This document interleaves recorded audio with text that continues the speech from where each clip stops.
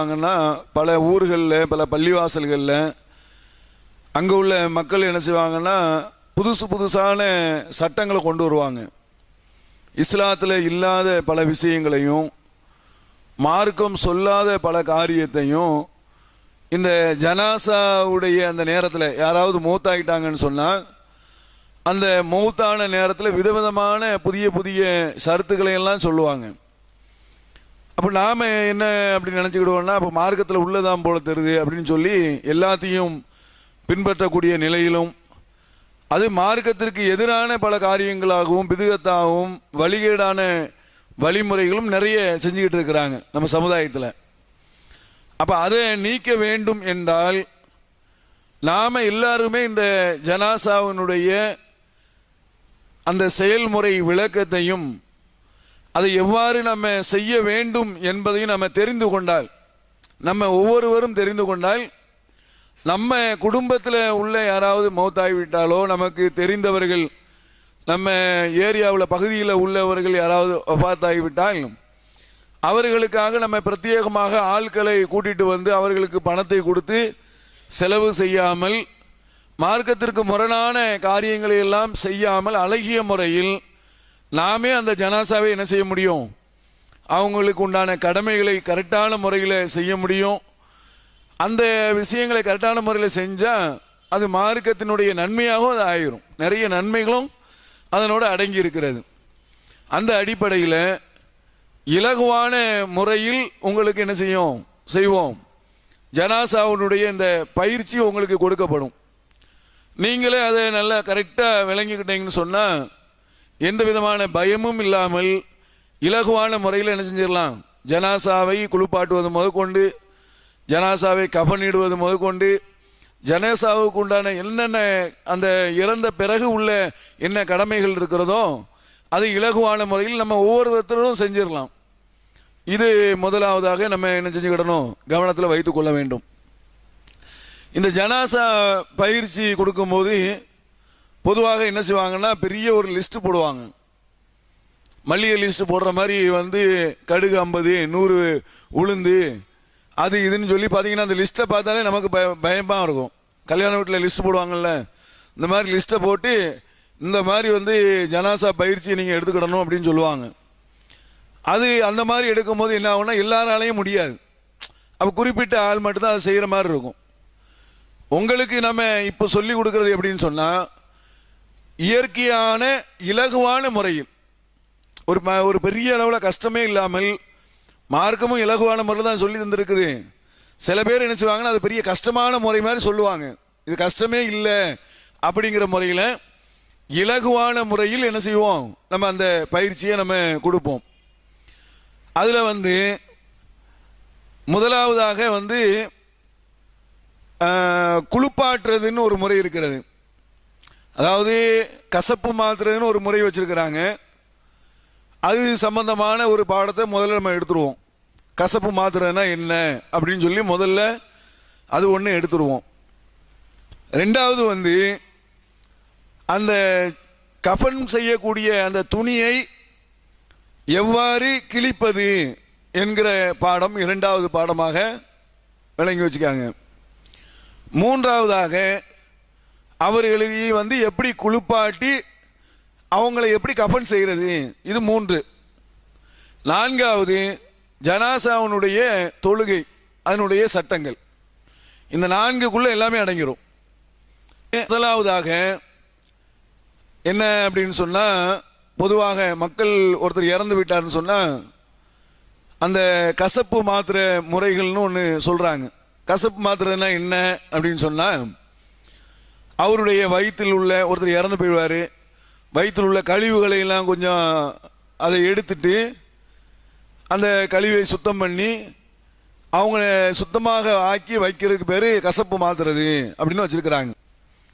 நபிகள் நாயகம் ஸல்லல்லாஹு அலைஹி வஸல்லம் காலத்தில் கசப்பு மாத்திரைங்கிற ஒரு முறை இருந்ததா என்று சொன்னால் அப்படி கிடையாது. ரசூலுல்லாஹ் காலத்தில் என்ன இல்லை, கசப்பு மாத்துறதுன்னு ஒரு முறையும் அதுக்கு பிறகு குளிப்பாட்டுங்கிற முறையும் அப்படி 2 முறையும் கிடையாது. இன்னைக்கு அப்படி தான் இருக்குது. முஸ்லீம் மக்கள் மத்தியில் 2 விதமான முறைகளை வைத்திருக்கிறாங்க. அதனால் ரசூலுல்லாஹ் காலத்தில் கசப்பு மாத்திர முறை என்பது இல்லைங்கிறத நம்ம விளங்கி கொள்ள வேண்டும். அப்போ வந்து கசப்பு மாத்திரைன்னா இப்போ வந்து ஒருத்தருக்கு சுத்தம் பண்றது என்ன அப்படிங்கிற விஷயத்த எல்லாம் நம்ம என்ன செஞ்சிருவோம். அப்போ என்னதான் நம்ம செய்யணும், முத என்னதான் செய்யணும் அப்படிங்கிற ஒரு பாடம் அதுக்குள்ள வருது. அது என்னங்கிறத என்ன செய்வோம், ஒரு ஆளை படுக்க வச்சு அது ஜனாசை மாதிரி ஒருத்தர் ஆக்கிற வேண்டிதான். அப்படின்னா உங்களுக்கு நேச்சுரல் உங்களுக்கு பாடம் தானே இது வந்து பயான் இல்லாததுனால உங்களுக்கு பாடம் மாதிரி இருக்கிறதுனால ஒரு ஆளை ஜனாசா மாதிரி படுக்க வச்சு அவர் இறந்து போயிட்ட மாதிரியான முதல்ல இறந்து போன ஒரு ஆள் இறந்துருக்கிறாங்க. அது இறந்தவருக்கு நம்ம முதல்ல என்ன செய்யணும், ரெண்டாவது என்ன செய்யணும், மூணாவது என்ன செய்யணும், நாலாவது என்ன செய்யணும், அஞ்சாவது என்ன செய்யணும், இந்த விஷயங்கள் எல்லாம் நம்ம தெரிஞ்சுக்கிட்டோன்னு சொன்னால் கரெக்டாக இருக்கும். முதலாவதாக ஒருத்தர் வந்து மௌத்தாகி கிடக்கிறார், சரியா? உங்கள் மனசில் அப்படி வச்சுக்காங்க. அப்படி வஃபாத்தானவங்க வந்து அவங்க கிடக்கிறவங்கள பார்த்துட்டா நம்ம முதல்ல என்ன செய்யணும், இது முதலாவதாக நம்ம தெரிஞ்சுக்கிற வேண்டிய விஷயம். இப்போ மௌத்தாகி கிடக்கிறவங்க வந்து அகோரமான முறையில் கிடப்பாங்க. அந்த கடைசி நேரத்தில் உயிர் பிரியக்கூடிய நேரத்தில் ஒவ்வொருத்தரும் ஒவ்வொரு மாதிரி என்ன செய்வாங்க, கிடப்பாங்க. அப்போ கை காலெலாம் வந்து ரொம்ப அகோரமான முறையில் மடித்து கிடிச்சு காலெலாம் வளைஞ்ச நிலையிலையும் கண் திறந்த நிலையும் வாய் திறந்த நிலையிலையும் அந்த தாடைகள்லாம் அப்படி திறந்த நிலையிலையும் என்ன செய்வாங்க, இறந்தவங்க கிடப்பாங்க. இப்போ நம்ம ஒருத்தங்க மௌத் ஆகிட்டாங்க நமக்கு தெரிஞ்சு போச்சு, பார்க்குறோம் மௌத் ஆகிட்டாங்கன்னு தெரிஞ்சிட்டான்னு சொன்னால் முதல்ல அவங்களுக்கு அவங்களுடைய உடம்பு வந்து இப்போ ஒரு 4 மணி நேரம் மௌத்தாகி ஒரு 4 மணி நேரம் 5 மணி நேரம் ஆயிடுச்சுன்னு வைங்க, அது அப்படி வந்து என்ன செஞ்சிடும், கொஞ்சம் கிரிப்பு மாதிரி ஆயிரும், உடம்பு அப்படி கிரிப் ஆயிரும். அப்படி கிரிப் ஆகி அப்படியே கை காலெலாம் அப்படி விரைச்சி போய் நின்றுச்சுன்னு சொன்னால் நம்ம வந்து உயிரோடு இருக்கிறவங்களுடைய உடம்பை வந்து அட்ஜஸ்ட் பண்ணி சரி பண்ணுறோம்ல, அது மாதிரி பண்ண முடியாது. அப்போ அவங்களுக்கு என்ன பண்ணணும் அப்படிங்கிறதுக்கு தான் அதை நம்ம தெரிஞ்சுக்கிடணும். என்னன்னு சொன்னால் இப்போ வந்து இவங்க மௌத்தாகி கிடக்கிறாங்கன்னு சொன்னால் முதல்ல அப்படியே வரிசையை தலையிலேருந்து உங்களுக்கு அப்படியே சொல்லிட்டு வரேன். இப்போ வந்து கண்ணு திறந்த நிலையில் இருக்கும். நபிகள் நாயகம் ஸல்லல்லாஹு அலைஹி வஸல்லம் சொன்னாங்க, அந்த மௌத்து கடைசி நேரத்தில் அந்த உயிரை வந்து பார்வைகள் பின்தொடர்கிறது. கடைசியாக அதை பார்க்கக்கூடிய அந்த பின்தொடர்ற நிலையில் அப்படி அண்ணாந்து பார்க்குற நிலையில் பெரும்பாலும் திறந்து இருக்கக்கூடிய நிலையும் இருக்கும். சிலவங்க கண்ணு பெரும்பாலும் மூடியும் இருக்கும் திறந்து இருக்கும். திறந்து இருந்தால் அப்படி திறந்து இருந்த கண்ணு வந்து திறந்தே இருந்துச்சுன்னு சொன்னால் அந்த கண்ணை வந்து கசக்கி மூடணும். என்ன கண்ணை கசக்கி மூடணும்னு சொன்னால் கண்ணு வந்து இப்படி திறந்து இருக்கும் போது இந்த கண்ணை வந்து இப்படி லைட்டாக கசக்கிட்டு இப்படி மூடுறேன்னு சொன்னால் அது ஒட்டிக்கிடும், சரியா? கண்ணை வந்து இப்படி லைட்டாக கசக்கிட்டு மூடுனா என்ன செஞ்சிடும், கண்ணு வந்து அது சேர்ந்துக்கிடும். சேர்ந்த பிறகு தாடை வந்து என்ன செய்யும், திறந்துருக்கும். பெரும்பாலும் தாடைகள் என்ன செய்யும், திறந்துருக்கும். தாடை வந்து இப்படி திறந்துருச்சுன்னு சொன்னால் நீங்கள் என்ன செய்யணும் அப்படின்னு சொன்னால் தாடையும் தலையும் இப்படி பிடிச்சிட்டு நேராக அமுக்குன்னா அமுங்காது. நேராக பிடிச்சி நீங்கள் இப்படி அமுங்குறீங்கன்னு வைங்க, என்ன செய்யாது, அமுங்காது. அப்போ நீங்கள் என்ன செய்யணும் அப்படின்னு சொன்னால் தாடையை வந்து இப்படி கொஞ்சம் சேக் பண்ணணும். இப்படி கொஞ்சம் அசைச்சிங்கன்னு சொன்னால் என்ன செஞ்சிடும், அப்படியே அசைச்சிக்கிட்டு அப்படியே சேர்த்து விட்டுட்டேன்னா பெரும்பாலும் சேர்ந்துக்கிடும். அப்படி சேரலைன்னு சொன்னால் நம்ம சில கடமைகளை செஞ்சுட்டு அதுக்கப்புறம் என்ன செஞ்சுக்கலாம், ஒரு கையில் வச்சு கட்டிக்கிட வேண்டியதான். இப்படி சேர்ந்துக்கிடுச்சுன்னா இப்படி வச்சுக்கிடணும். அப்படி இல்லைன்னு சொன்னால் ஒரு கயிறை வச்சு என்ன செஞ்சுக்கிடணும், துணி இருக்குல்ல, துணியை வச்சு அப்படி கட்டிக்கிட வேண்டியதான். கேட்டுட்டேன்னா ஏன்னா அகௌரவமாக வந்து வாய் திறந்துக்கிட்டு இருந்தால் பார்த்து அசிங்கமாக இருக்கும். அது மௌத்தாயிட்டாங்கன்னு கன்பாயமாக ஆன பிறகு வாய் திறந்துருந்தால் என்ன ஆகும், பார்க்க ரொம்ப அகௌரவமாக இருக்கக்கூடிய நிலை இருக்கிறதுனால அதை வந்து என்ன செஞ்சுக்கிடணும், துணியை போட்டு கட்டணும். அல்லது இது சேர்த்து வச்சுட்டா ஓரளவுக்கு சேர்ந்துருச்சுன்னா அது பிரச்சனை கிடையாது, அதை என்ன செஞ்சுக்கிடணும் பார்த்துக்காங்க. இப்போ கை வந்து இப்படி என்னையும் வெறப்பாகி நிற்கும், கை இப்படி வெறப்பாகி நிற்குதுன்னு வைங்க, இப்படி வெறப்பாகி இப்படி மௌத்தாகி இப்படி இருக்கிறாங்க. இப்படி இருக்கும்போது நீங்கள் என்ன செய்யணும்னா இப்படி வந்து கையை இப்படி மடிச்சிங்கன்னா மடியாது, அப்படி ஸ்ட்ராங்காக நின்றுக்கிடும். இப்படி இது மாதிரி வந்து என்ன செஞ்சுக்கிடும், ஸ்ட்ராங்காக நகலாது. அப்போ நீங்கள் என்ன செய்யணும், ஒவ்வொரு மூட்டுகளையும் வந்து சரி பண்ணணும். இப்படி போட்டு திருப்பி லைட்டாக சுற்றுனீங்கன்னா என்ன செஞ்சிடும், மூட்டு வந்து கொஞ்சம் ஃப்ரீ ஆயிரும். சரியா? இதை அப்படி நேராக வச்சுட்டு இந்த மூட்டை வந்து இப்படி சுற்றணும். லைட்டாக இப்படி சுற்றுனீங்கன்னா சுற்றி சுற்றி சுற்றி சுற்றி அப்படி நேராக்கிடணும். கையை இப்படி நேராக்கி இது இப்படி இருந்துச்சுன்னா இந்த இடத்துல இப்படி சுற்றி இதை நேராக்கி இப்படி கையை வச்சிடணும். சரியா? அப்போ தான் நேராக உங்களுக்கு என்ன செய்யும், கை நேராக வரும். அதே மாதிரி புரியுதா? மூட்டுகளை வந்து என்ன செய்யணும், இப்படி லைட்டாக சுற்றணும்.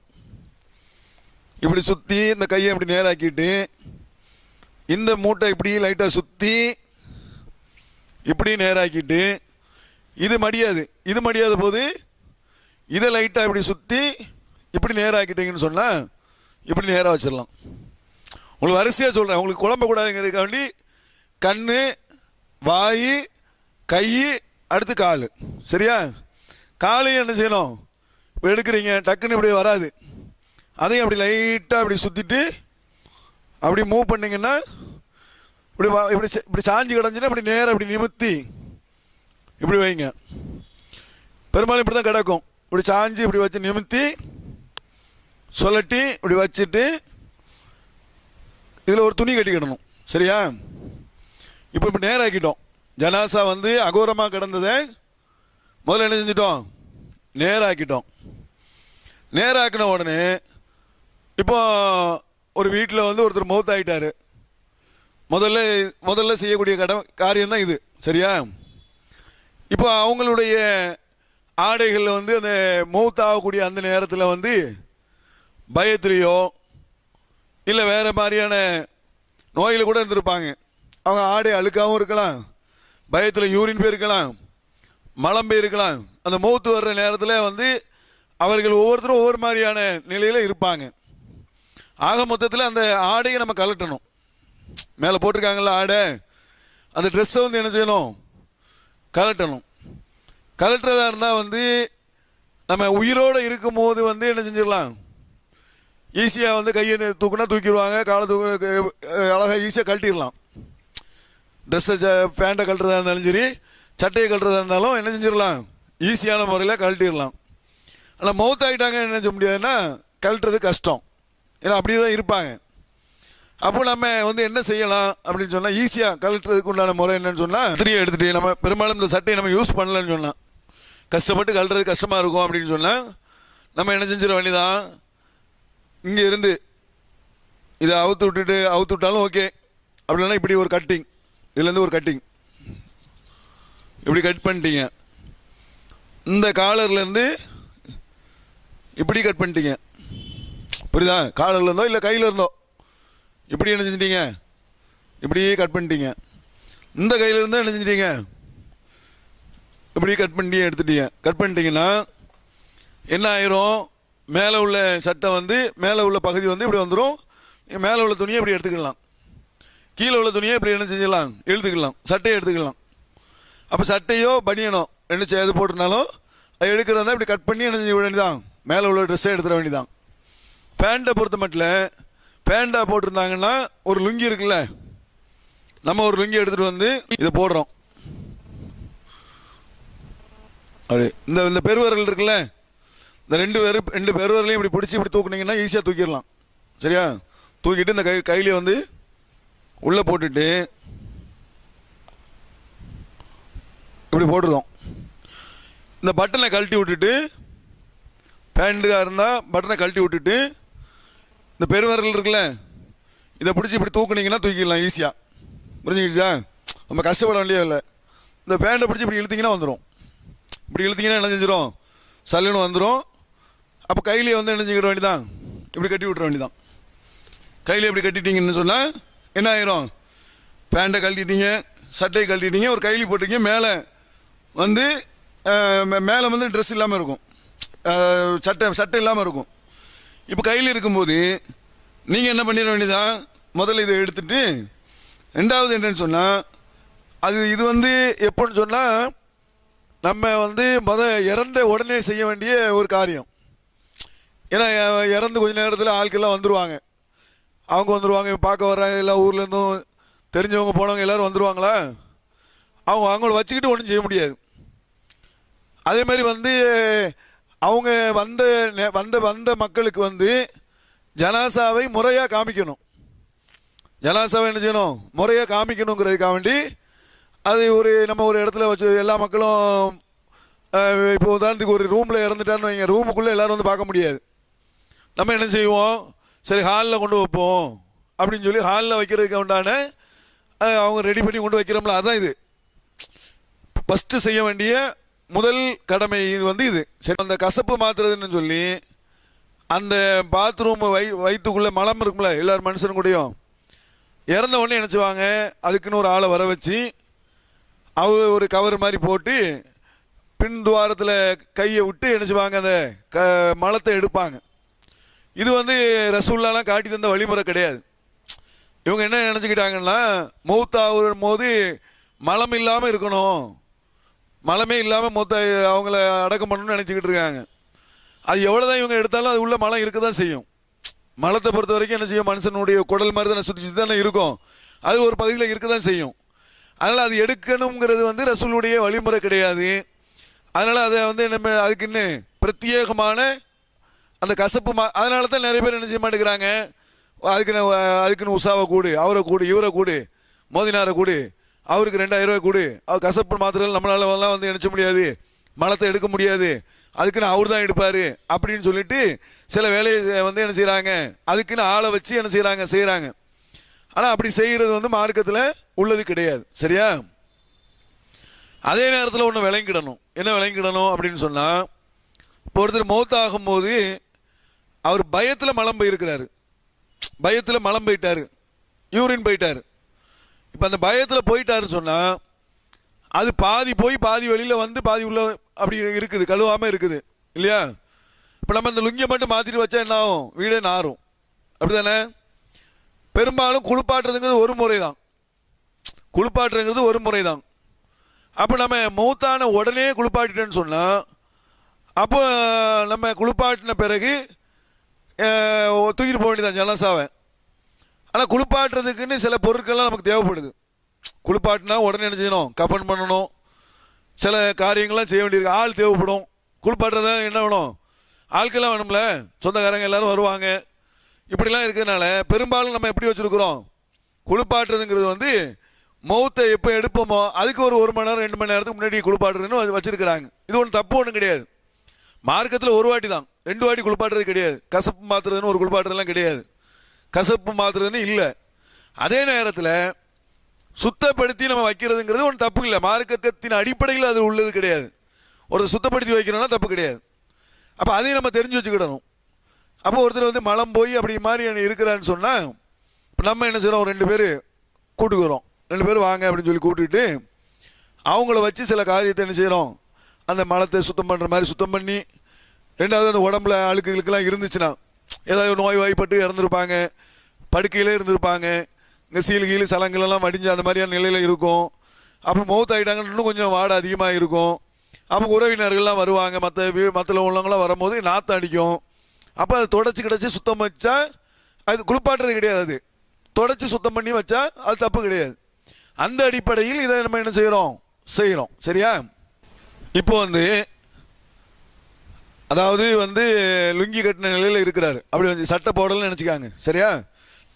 நம்ம என்ன செய்கிறோம், இது மாதிரியான ஒரு அதாவது ஒரு ஒரு சுத்தம் பண்ணுற மாதிரியான ஒரு இடத்துக்கு அவங்கள தூக்கிட்டு போய் வச்சுட்டோம். ஜனாசா மௌத்தான பெட்டில் மௌத்தாயிருப்பார், உதாரணத்துக்கு பெட்டில் மௌத்தானார், அங்கே வச்சு நம்ம இதெல்லாம் பண்ண முடியுமா?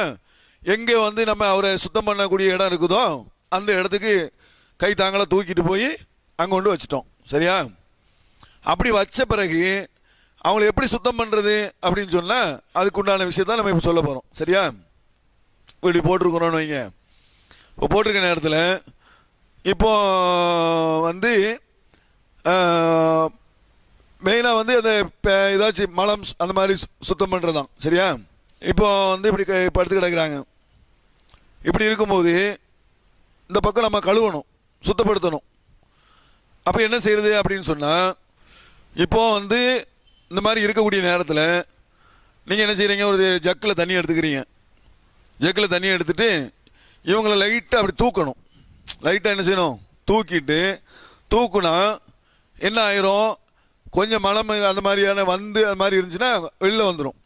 எப்படி தூக்குறது அவதான் நீங்கள் இப்போ தெரிஞ்சுக்க போகிறீங்க. எப்படி இட விடமாக தூக்குனா வலிக்கிட்டு விழுந்துடும். ஜனாசாவை நம்ம நோய் வினைப்படுத்தக்கூடாது. அப்போ அது முறையாக தூக்குனா தான் என்ன செய்யாது, விழாது. அப்போ என்ன செய்யணும்னா இந்த கை இருக்குல்ல, கையை எடுத்து இப்படி வச்சிடணும் வயிற்றுல. சரியா, இந்த கையை எடுத்து இதில் வச்சிடணும், அதாவது வயிற்றுல வச்சிடணும். வச்சுட்டு தோலில் உள்ள கை விடுங்க. இப்படி வயிறை அப்படி லைட்டாக அமுக்கின மாதிரி வயிறை அமுக்கிட்டு அந்த உடம்பை அப்படியே தூக்கணும். அதாவது ஒரு எல் வடிவில், இந்த எல் மாதிரி வருதுல்ல, இப்படி வருதுல்ல, இந்த அளவுக்கு நீங்கள் தூக்குனீங்கன்னா வயிற்று லைட்டாக அமுக்கின மாதிரி வயிறு இருக்குல்ல, லைட்டாக இப்படி 2 கையும் இப்படி வச்சு நம்ம கையை கொண்டு யார் இது பண்ணுறாங்களோ அவங்க கையை வச்சு அப்படி லைட்டாக அமுக்கிட்டு இதை லைட்டாக தூக்கணும்னு சொன்னால் பேக்கில் மலம் இருந்துச்சுன்னு சொன்னால் இடையில கொஞ்சம் இருந்துச்சுன்னா அது வெளில வந்துடும். அழுத்துன மாதிரி, லைட்டாக அழுத்துன மாதிரி. அப்போ வந்துடுச்சுன்னு சொன்னால் இப்போ என்ன செஞ்சிட வேண்டியதான், லைட்டாக ஜக்கில் தண்ணியை எடுத்து கீழே பின்னாடி ஊற்றி விட்ற வேண்டியதான். ஊற்றி விட்டு சின்ன துணி மாதிரி ஏதாச்சும் இருந்துச்சுன்னா லைட்டாக உர மாதிரி அந்த துணியை லைட்டாக சுற்றிக்கிட்டு, இல்லை கவர் மாதிரி இருந்துச்சா சுற்றிக்கிட்டு தண்ணியோடு சேர்த்து கொஞ்சம் தேய்ச்சி விடணும்ல. அப்போ தேய்ச்சினா லைட்டாக அந்த உடம்போடு சேர்த்து தேய்ச்சி விட்டா தான் என்ன செய்யும், வெளியில் உள்ள மலத்தை சுத்தம் பண்ணுறது தப்பு இல்லை. மலத்தை சுத்தமே பண்ணக்கூடாதுன்னு நினச்சிடக்கூடாது. அவங்க என்ன செய்வாங்கன்னா உள்ளே இருக்கிற மலத்தையும் சேர்த்து எடுப்பாங்க. அப்படி கிடையாது. சரியா, அப்போ அப்படி படி. அடுத்து என்னன்னு சொன்னால் இப்போ இந்த கையை 2யும் இப்படி எடுத்துட வேண்டியதான். எடுத்துட்டு இந்த பக்கம் கழுவணும், சுத்தம் பண்ணணும். ஏன்னா பாதி அந்த மாதிரியான கழிவினுடைய பிசுறுலாம் இருக்கக்கூடாதுங்கிறக்காண்டி இந்த காலை எடுத்து இப்படி போட்டுடணும். அந்த கையை எடுத்து இப்படி போடுங்க, இங்கே ஒரு கை பிடிங்க. அப்படி லைட்டாக திருப்பினான்னு சொன்னால் இந்த உடம்பு அப்படி திரும்பிடும். இப்படி திருப்புங்க, நல்லா திருப்புங்க. இப்படி திருப்புங்க. இப்படி திருப்பினா என்ன ஆயிரும், இந்த உடம்பு திரும்பிடும். உடம்பு திரும்பும் போது இந்த பக்கத்தில் உள்ளதெல்லாம் இப்படி என்ன செஞ்சிடலாம், தண்ணியை ஊற்றி இப்படி கழுவி விட்டு சுத்தப்படுத்தி விட்டுடலாம். அதே மாதிரி இப்படி பண்ணிட்டீங்கன்னா இந்த பக்கம் என்ன செஞ்சிட வேண்டியதான், தண்ணியை ஊற்றி இப்படி கழுவி விட்டுற வேண்டியதான். விட்டுட்டான்னு சொன்னால் அது சுத்தமாயிரும். சரியா, அப்புறம் தண்ணியெல்லாம் லைட்டாக அப்படி தொடச்சி கிடச்சி விட்டு எடுத்து எல்லாம் எடுத்துகிட்டு ஒரு துணியில் தொடச்சி எல்லாம் எடுத்துகிட்டு சுத்தமாக்கிட்டோம். சுத்தமாக்கின பிறகு இந்த கையை எடுத்துகிட்டு இன்னொரு கையிலையும் நம்ம போட்டுக்கிறோம். இதை செஞ்சிட்டோன்னு சொன்னால் முதலாவது அந்த மக்களுக்கு காட்டுற மாதிரியான ஒரு தோரணையில் நம்ம அதை செஞ்சிட்டோன்னு அர்த்தம். சரியா, இப்போ இந்த மாதிரி ஜனாசாவை நம்ம குளிப்பாட்டிய பிறகு, அதாவது இது மாதிரி அதை சுத்தம் பண்ண பிறகு நம்ம இப்போ என்ன செய்கிறோம், ஹாலில் கொண்டு வைக்க போகிறோம். ஹாலில் வைக்க போகும்போது அது ஒரு நாள் ஃபுல்லாக அங்கேயே தான் பெரும்பாலும் என்ன செய்வாங்க, நாளைக்கு தான் ஜனாசா எடுக்கிற மாதிரி இருக்குன்னு வைங்க. அடுத்த நாள் ஜனாசா எடுக்கிற மாதிரி இருந்துச்சுன்னா அந்த ஹாலில் என்ன செய்கிறோம், வைக்கிறதுக்கு உண்டான செட்டப்லாம் நம்ம ரெடி பண்ணி வைக்கணும். ஜனாசா கொண்டு வச்சேன்னு சொன்னால் அது நைட்டு ஃபுல்லாக இருக்கும். எறும்பு ஏறிடக்கூடாது. எறும்பு என்ன செஞ்சிடும், ஜனாசா வந்துச்சுன்னா எறும்பு ஏறிடும், மூக்குள்ள காதுக்குள்ளெலாம் போயிடக்கூடாது. அதே மாதிரி அந்த ஜனாசா வயிறு உப்பிடும். ஒரு நாள் ஃபுல்லாக இருந்துச்சுன்னா என்ன செஞ்சிடும், ஏர் உள் வாங்கி வயிறு என்ன செஞ்சிடும், உப்பிடும். அப்போ வயிறு உப்பாத மாதிரியான ஒரு ஏற்பாடை பண்ணணும். இது மாதிரி பண்ணிட்டோன்னு சொன்னால் அடுத்த நாள் நம்ம குளிப்பாட்டும் போது மற்ற சில கடமைகள் செய்ய வேண்டி இருக்குது. இதை மட்டும் நம்ம செஞ்சுட்டா போதும். சரியா, இப்போ என்ன செய்யணும் அப்படின்னு சொன்னால், இப்போ தூக்கிட்டு ஹாலில் வைக்க போகிறோம். ஹாலில் வைக்கும்போது இது மாதிரி ஒரு டேபிள் இதாக இருக்குல்ல, டேபிளோ எங்கே வைக்க போகிறீங்களோ அது கணக்கு பண்ணி ஒரு டேபிளில் வைக்கிறதா இருந்தால் அதுக்குன்னு ஒரு முறை இருக்குது. ஃப்ரீஜர் பாக்ஸ் இருக்க அதில் வைக்கிறதா இருந்தால் அதுக்கு ஒரு முறை இருக்குது.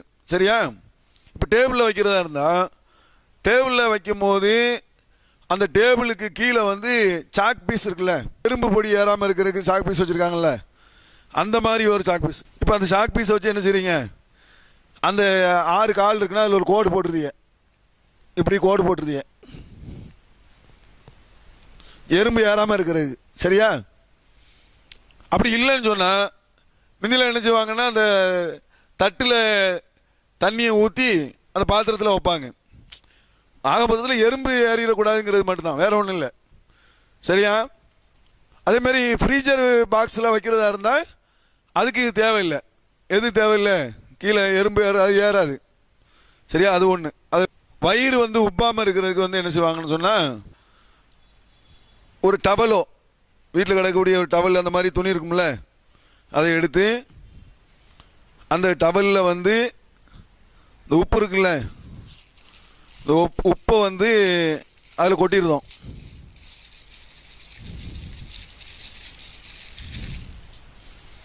உப்பு அதில் கொட்டிட்டு, ஏன்னா உப்பு எல்லாத்துக்கும் கிடைக்கும், ஒரு வெயிட்டான பொருள் வயிற்றில் இருக்கணும், அதுக்காக வேண்டி உப்பை வந்து அதில் கொட்டிட்டு அதை வந்து என்ன செய்கிறோம், இப்படி சுருட்டுறோம். இப்படி சுருட்டிக்கிட்டோம், சரியா? சுருட்டி இந்த வயிற்றில் வச்சு இப்படி பின்னாடி கட்டிட வேண்டியதான். அதில் பின்னாடி கொஞ்சம் உள்ளே போட்டு லைட்டாக, ரொம்ப இறுக்கி கட்டுறக்கூடாது. அதிகபட்சமாக வயிறு உப்பாமல் இருக்க மாதிரி பார்த்தா அகோரமாக இருக்கும். இறந்துட்டாங்க அடுத்த நாள் போய் பார்த்தீங்கன்னா வயிறு இவ்வளோ பெருசாக வீங்கி போயிருக்கும். அது பார்க்க ரொம்ப கோரமாக இருக்கும். அப்போ அந்த மாதிரி இதை கட்டிட்டு இதை வந்து அதுக்கு பிறகு மேலே துணியை ஒரு போர்வையை போட்டு விட்டிங்கன்னு வைங்க, ஃபுல் போர்வை, இதுலேருந்து இது வரைக்கும் ஃபுல்லாக ஒரு போர்வையை போட்டு விட்டிங்கன்னா என்ன செய்யாது, உங்களுக்கு பார்த்தா இது தெரியாது. அந்த மாதிரி செஞ்சிட்டிங்கன்னா ஓரளவுக்கு நீங்கள் கரெக்டாக அந்த இதை செஞ்ச மாதிரி மக்களுக்கு பார்வைக்கு காட்டின மாதிரி ஆயிரும். இதில் ஒரு கயிறு கட்டிக்கணும். தாடை வந்து அப்படி அகண்டு இருந்துச்சுன்னா அது ஒரு கயிறு கட்டிக்கணும். இதில் வந்து இப்போ தாழ்வாக இருந்துச்சுன்னா, இந்த மாதிரி தாழ்வாக இருந்துச்சுன்னா தாடை அகலும். ஒரு ஏதாச்சும் ஒரு இதை வச்சுக்கலாம், தலைவாணியோ இல்லை டவலோ எதாச்சும் மடித்து கூட தலைக்கு எப்படி வச்சுக்கிட்டிங்கன்னு சொன்னால் தாடை என்ன செய்யாது, அகலாது. அப்போ அதை பார்த்துக்காங்க, சரியா? இது வரைக்கும் செஞ்சு ஒரு இடத்துல கொண்டு வச்சிட்டேன்னு சொன்னால் மக்களுடைய பார்வைக்கு அது வைக்கிற மாதிரியான ஒரு அர்த்தம், சரியா? இதெல்லாம் எப்படின்னு சொன்னால், இதெல்லாம் வந்து நடைமுறையில் உள்ள விஷயம்.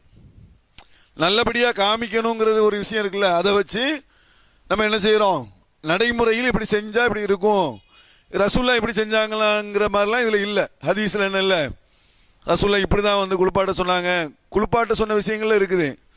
இந்த மாதிரியான சுத்தம் பண்ணுற விஷயங்கள்லாம் வந்து என்ன சொன்னால் நடைமுறையில் இப்படி செய்கிறதுக்கு உண்டான ஒரு அனுபவ ரீதியான உள்ள விஷயங்களை வச்சு தான் நம்ம என்ன செய்கிறோம் சொல்கிற. மாற்றி ஏதாச்சும் இருந்தால் கூட ஒன்றும் பிரச்சனை கிடையாது.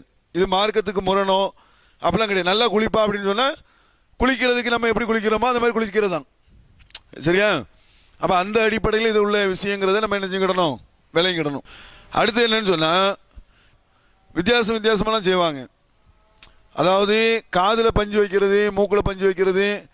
இது வந்து பஞ்சு எப்போ வைப்பாங்கன்னா பொதுவாக எல்லாத்துக்கும் வச்சு விட்ருவாங்க, அப்படி வைக்கக்கூடாது. சிலருக்கு அந்த மாதிரியான ப்ராப்ளம் இருந்து, உதாரணத்துக்கு வந்து பிளட் ப்ரெஷரில் மவுத் ஆகிருப்பாங்க, ப்ரெஷர் ஓவராகி அதில் ரத்த குழாய்கள் வெடித்து அதில் மவுத் ஆகினாங்கன்னா ரத்தம் வெளியேறதுக்கு வாய்ப்பு இருக்குது. அப்போ காது வழியாக மூக்கு வழியெல்லாம் ரத்தம் வர்ற மாதிரி இருந்துச்சுன்னா அப்போ என்ன செஞ்சுக்கிட வேண்டியதான், பஞ்சை சுருட்டி காதுலேயோ மூக்குலேயோ வச்சுட்டா அது பிரச்சனை கிடையாது. அகோரமாக இருக்கக்கூடாது தான் அதனுடைய முக்கியமான விஷயம். அப்போ அந்த மாதிரி வச்சுக்கிட்டா அது பிரச்சனை இல்லை. மற்ற நேரத்தில் வைக்கணும்னு அவசியம் கிடையாது. மாற்றும் போது என்ன செய்வாங்க, கூடுதலாக சில வேலைகள்லாம் செய்வாங்க. என்ன செய்வாங்க, நகத்தை வெட்டுவாங்க. நகத்தை வெட்டுறதுங்கிறது வந்து அவர் நகம் வெட்டியிருக்க வேண்டிய அவர் தான் செய்யணும் அந்த கடமையெல்லாம். ஜனாசாவுக்கு நம்ம செய்ய வேண்டிய கடமைகளும் ஒன்று இருக்குது. ஜனாசாவாக இருந்தவர் அவர் உயிரோடு இருக்கும் போது செய்ய வேண்டிய கடமைகள்னு சில இருக்குது. இப்போ அவர் நகத்தை வெட்டாமல் இருந்தாருன்னு சொல்லிட்டு நம்ம போய் நகத்தை வெட்டணும்னு அவசியம் கிடையாது, சரியா? அதே மாதிரி வந்து அவர் அக்குள் முடியை, மர்மஸ்தான முடியை அகட்டாமல் இருந்தாருன்னா அவர் தான் அகட்டணும். அவர் உயிரோடு இருக்கும்போது அகட்டியிருக்கணும். நாம் அகட்டணும்னு அவசியம் கிடையாது. அகட்டிருந்தவருக்கும் போய் அகட்டிக்கிட்டு இருப்பாங்க. அப்படின்னு அகட்டணும்னு என்ன இல்லை, அப்படி மார்க்கத்தில் சொல்லப்படலை. அதனால தான் பயப்படுறாங்க. ஜனாசாவை குளிப்பாட்டுறது, ஜனாசாவோட போய் அவங்க அந்த நன்மையை பெறணுங்கிற விஷயத்துக்கு ஏன் பயப்படுறாங்கன்னு சொன்னால், அங்கே போனால் என்ன செய்யணும், நம்ம வந்து மலஞ்சலம் சுத்தம் பண்ணணும், ப்ளஸ் வந்து முடியெல்லாம் அகட்டணும், வைக்கணும், இது மாதிரி நகத்தை இது பண்ணணும், மூக்குக்குள்ளே ஓட்ட விட்டு என்ன செய்வாங்க, அதுக்குன்னு ஒரு 24 துணியை கிழிச்சு போடுவாங்க. அந்த கிழிச்சு போடுற ஸ்டைலே பயங்கரமாக இருக்கும். 1 2 3 4 அப்படி இழுத்து போட்டு அவர் கிழிச்சு போட்டுட்டு அதை ஒன்று சுருட்டி இதில் ஒன்று போட்டு இப்படி தூரப்படுவார், இப்படி ஒன்று சுருட்டி இப்படி தூரப்படுவார், இப்படி ஒன்று சுருட்டி இப்படி ஒன்று தூரப்படுவார். நகத்து ஒவ்வொன்றுக்கும் ஒவ்வொரு துணி, ஒரு நகத்தில் அவர் க்ளீன் பண்ணுறதுக்கு இப்படி வைப்பார். இப்படி 24 30 துணியை கிழிச்சு சின்ன சின்ன துண்டாக கிழிச்சு வந்து அதை சுத்தம் பண்ணும்போது நமக்கு பார்க்கும்போது அவர் 2000 ரூபா கொடுத்ததுக்காக வேலை செய்யணுமா இல்லை, அதுக்காக செய்கிறாரு. நீங்கள் 2000 ரூபா கொடுத்து கூட்டிங்கள, அதுக்காக வேண்டி இந்த வேலையெல்லாம் செய்கிறாரு. அடுத்ததாக இரண்டாம் இதுக்கு போயிடும். சரியா? ரெண்டாவது என்ன அப்படின்னு சொன்னால், இப்போ ஜனாசா வந்து வீட்டினுடைய நடுப்பகுதியில் எதுலேயே வச்சுருக்குறோன்னு வச்சுக்காங்க. ஜனாசாவை மறுநாள் நாம் என்ன செய்கிறோம்? குளிப்பாட்ட போகிறோம். குளிப்பாட்டி கஃபன் செய்ய போகிறோம். இது வந்து மறுநாள், இரண்டாம் நாள்ங்கிறது நம்ம சொல்லிக்கிறோம், நடைமுறையில் உள்ளதுனால சொல்கிறேன். அது முதல் நாள் காலையிலே மௌத்தாகி சாயந்தரம் கூட அது பண்ணலாம். உதாரணத்துக்காக இப்படி சொல்கிறேன். அப்படிப்பட்ட நேரத்தில் குளிப்பாட்டுவதற்கு முன்னாலேயே வந்து நம்ம என்ன செய்ய வேண்டியிருக்கு? சில பொருட்களை வாங்க வேண்டி இருக்கிறது. வாங்கி அதை ரெடி பண்ணி வச்சா தான் குளிப்பாட்டின உடனே அவங்களுக்கு என்ன செய்ய முடியும்? கஃபன் பண்ண முடியும்.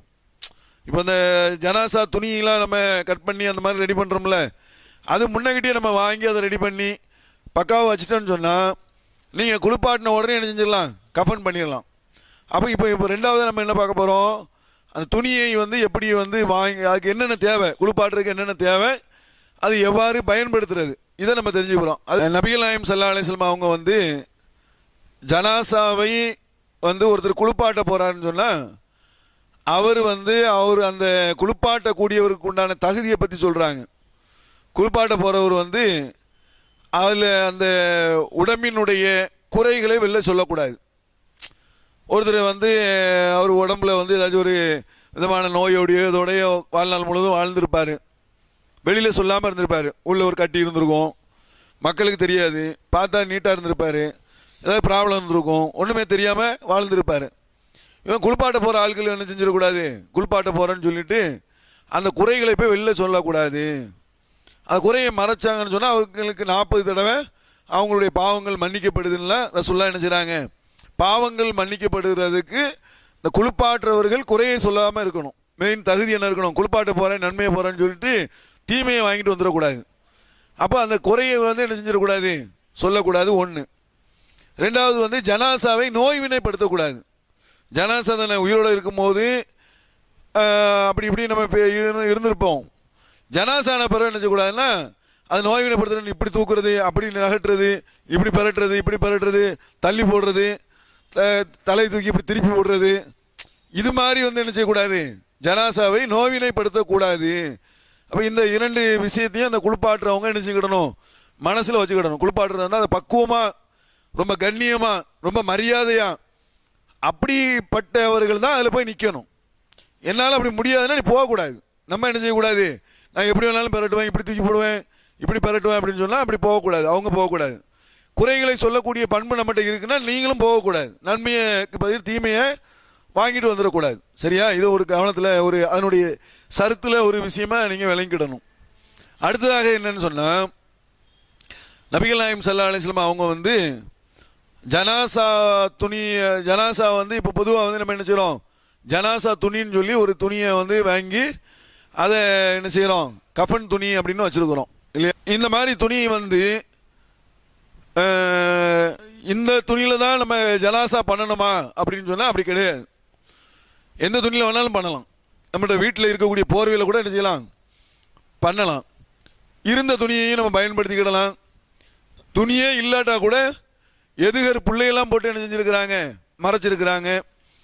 சிறந்தது வந்து வெள்ளை துணியை சொல்லியிருக்கிறாங்க. ரசூலுல்லாஹ் சிறந்த துணியாக வெள்ளை துணி இருக்கிறது, உங்களில் யாராச்சும் இறந்துட்டு அவங்களுக்கு வெள்ளை துணியை வைத்து கஃபன் இடுங்க, அழகிய முறையில் கஃபன் செய்யுங்கலாம் சொல்லியிருக்கிறாங்க. இப்போ நம்ம கூட இந்த ஜனாசாவை வந்து எப்படி வேணாலும் சுருட்டி கொண்டு போய் அடக்கம் பண்ணலாம். ரசூலுல்லாஹ் என்ன சொல்லியிருக்கிறாங்க? அழகிய முறையில் கஃபன் செய்யுங்க. அழகிய முறையில் செய்கிறதுனால தான் நம்ம என்ன செய்கிறோம்? நீட்னஸ், அதனுடைய விஷயத்தை நம்ம பார்க்குறோம். எப்படி கஃபன் பண்ணுறது அப்படிங்கிறத நம்ம பார்க்குறோம். சரியா? அதனால் துணிங்கிறது இந்த துணி தான் வாங்கணும்னு கிடையாது. அதே நேரத்தில் இதை வாங்கினா ஒன்றும் தப்பும் கிடையாது. புரிஞ்சுக்கிடுச்சா? பழைய துணி தான் ரொம்ப கஷ்டப்பட்ட வீடாக இருக்குது, 2 போர்வை வச்சுருக்கிறாங்கன்னா அந்த 2 போர்வை வச்சு அவங்க ஜனாசாவை என்ன செய்யலாம்? அவங்க கஃபன் பண்ணலாம். நீங்கள் ஜனாசா துணின்னு சொல்லி இதை கேட்டாலே தருவாங்க. இப்போ எல்லாத்தையும் தெரியும், லாங் கிளாத்துன்னு சொல்லுவாங்க. லாங் கிளாத்து துணி அதெல்லாம் தேவையில்லை. ஜனாசா துணின்னா எல்லாத்துக்கும் தெரியும். ஜனாசா துணியில் ஒரு 12 மீட்டர், 12 மீட்டருங்கிறது எதுக்குன்னு சொன்னால், ஒரு உடம்பு தடியாக இருக்கக்கூடியவர்களுக்கும் ஆள் வந்து கொஞ்சம் மீடியமாக தான் இருக்கிறாங்க அப்படின்னு சொன்னால் ஒரு 10 மீட்டர் போதுமானது. அதாவது ஆள் வந்து நல்ல தடியாக இருக்கிறாங்க, ஹைட்டாக இருக்கிறாங்க அப்படின்னு சொன்னால் அவங்களுக்கு என்ன வேணும்? 12 மீட்டர் வேணும். ஆள் வந்து மீடியமாக இருக்கிறாங்க அப்படின்னு சொன்னால் 10 மீட்டர் போதுமானது. அப்போது 12 மீட்டர் துணி, பெண்களுக்கும் 12 மீட்டர் தான் ஆகும். சரியா?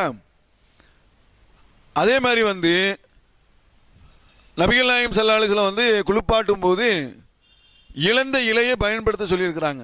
இழந்த இலை. அப்போ இழந்த இலையையும் நம்ம வாங்கிக்கிடணும். குளிப்பாட்டுறதுக்கு முன்னாடி இந்த இழந்த இலை இருக்குல்ல, இதான் இழந்த இலை. அதே மாதிரி வந்து ரசூல்லா வந்து கற்பூரம் கலந்து குளிப்பாட்ட சொல்லியிருக்கிறாங்க. அதனால் கற்பூரத்தை ஒரு 50 கிராம் கற்பூரம். இப்போ வந்து துணி வந்து ஃப்ரீயான டைமில் ஆளுக்கெல்லாம் கூகுன்னு வந்து குளிப்பாட்டுற நேரத்தில் உட்காந்து கிளிக்கணும்னா உங்களுக்கு டென்ஷன் ஆயிரும். முன்னாடி கிழிச்சு வச்சுட்டா, துணியை கிழிச்சு வச்சுட்டா உங்களுக்கு ஃப்ரீயாக வந்து தெரிஞ்சிடும். இந்த துணி வந்து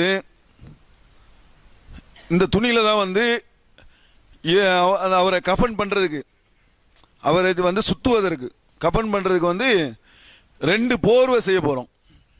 2 போர்வை, 2 போர்வை. 2 போர்வைங்கிறது வந்து ஸ்ட்ராங்காக இருக்கிறதுக்காண்டி, நல்ல கிரிப்பாக கட்டுறதுக்காண்டி கீழே ஒரு போர்வை, அதுக்கு மேலே ஒரு போர்வை போட்டு 2மே கீழே தான் இருக்கும். அவரை பொதிகிறதுக்காண்டி, இந்த கஃபன் பண்ணும்போது ஸ்ட்ராங்காக இருக்கிறதுக்காண்டி 2 துணி இதில் கிழிக்க போகிறோம். சரியா? அதுக்கப்புறம் வந்து அவர் மௌத்தானவருக்கு வந்து கைலி, லுங்கின்னு சொல்லுவாங்கள்ல, இந்த லுங்கியும் இதில் தான் எடுக்க போகிறோம். அடுத்து வந்து அவருக்கு அந்த சட்டை மாதிரி ஒன்று ரெடி பண்ணுறதும் இதில் தான் ரெடி பண்ண போகிறோம். அடுத்து வந்து ஒரு டவல், அவரை தொடச்சி கிடச்சி சரி பண்ணுறதுக்காண்டி ஒரு டவலு ப்ளஸ் அந்த கயிறு, அந்த கஃபன் கட்டுவாங்கல்ல, கட்டுறதுக்கு இது நீங்கள் இதில் கஃபன் பண்ணிவிட்டு வேலை ஒரு வடங்கயிறு எடுத்துகிட்டு வந்து கட்டிங்கன்னா அசிங்கமாக இருக்கும். இதில் நம்ம கயிறு ரெடி பண்ணிடலாம். சரியா? இது எல்லாமே இதில் தான் நம்ம என்ன செய்ய போகிறோம், ரெடி பண்ண போகிறோம். இதில் வந்து முதலாவதாக இந்த துணி இருக்குல்ல, இது வந்து இப்போ யார் கிழிக்கிறாங்களோ அவங்க வந்து கிட்டத்தட்ட ஜனாசாவுனுடைய ஹைட் இருக்கான்னு பார்த்துக்கணும். ரொம்ப கட்டையான ஆளாக இருந்தாருன்னா அவர் அளவை வந்து உயர்த்தணும். நார்மல் ஹைட்டாக இருக்கிறாருன்னு வைங்க, அவர் வந்து என்னென்னா இந்த போர்வையை வந்து நீங்கள் டெய்லர்களில் டேப் வச்சுலாம் அளக்கணும்னு அவசியம் கிடையாது. நீங்களே அளந்துக்கிட வேண்டியது. நீங்களே ஒரு அளவு மிஷின் தான். எப்படின்னா இப்படி வச்சுக்காங்க, இந்த துணியை காலில் மீச்சிக்காங்க, ஒரு முனையை எடுத்து காலில் மீச்சிக்காங்க, காலில் மீச்சிட்டு இப்படி ஓய்த்துக்காங்க, இப்படி ஓய்த்துக்காங்க. இது எதுக்கு தெரியுங்களா? அந்த அந்த இறந்த ஜனாசாவை கஃபன் பண்ணுறதுக்கு உண்டான துணி. சரியா? இப்போ நான் அந்த கையை உயர்த்துறேனே, இது எதில் வரும் அப்படின்னு சொன்னால் அவர் தலைமாட்டில் கட்டுவாங்கல்ல, ஒரு கயிறு மாதிரி பிடிச்சி தூக்குறதுக்கு கட்டுவாங்கல்ல, அதுக்கு உண்டானது. புரிஞ்சுக்கிடுச்சா? இவ்வளோ தூரம். அப்போ கீழே வேணும்ல, காலுக்கு கீழேயும் அது மாதிரி கட்டுவாங்கல்ல, அதுக்கு வேணும்ல. அதுக்கு நீங்கள் இப்படி கையை தூக்கிட்டு இதிலிருந்து ஒரு ஒரு ஒரு ஒரு இவ்வளோ தூரத்துக்கு வச்சுக்காங்க, ஒரு முழம். புரிஞ்சுக்கிடுச்சா? இதை வந்து என்ன செய்கிறீங்க, இந்த இடத்துல கட் பண்ணுறீங்க.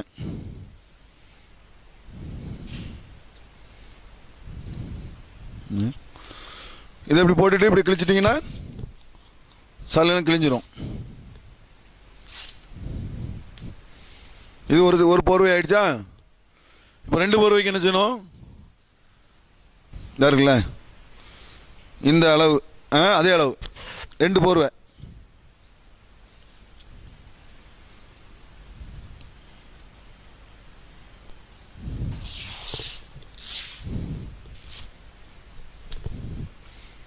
இப்போ 2 போர்வை கிடச்சிச்சு. சரியா? ஜனாசாவுக்கு ஒரு கைலி. கைலி எப்படி ரெடி பண்ணுறோம்? நம்ம கட்டி பார்த்துக்கிட வேண்டியதான். இப்படி வச்சு பார்த்துக்காங்க, இதான் அளவு. சரியா? கொஞ்சம் விட்டே கட்டிக்காங்க. துணி நிறைய இருக்கும், 12 மீட்டர் இருக்கிறதுனால தாராளமாக துணி இருக்கும். நீங்கள் விட்டே என்ன செஞ்சுக்கலாம், தடியான ஆள்லாம் நல்லா விட்டு கட்டணும். எவ்வளோ விட்டுட்டு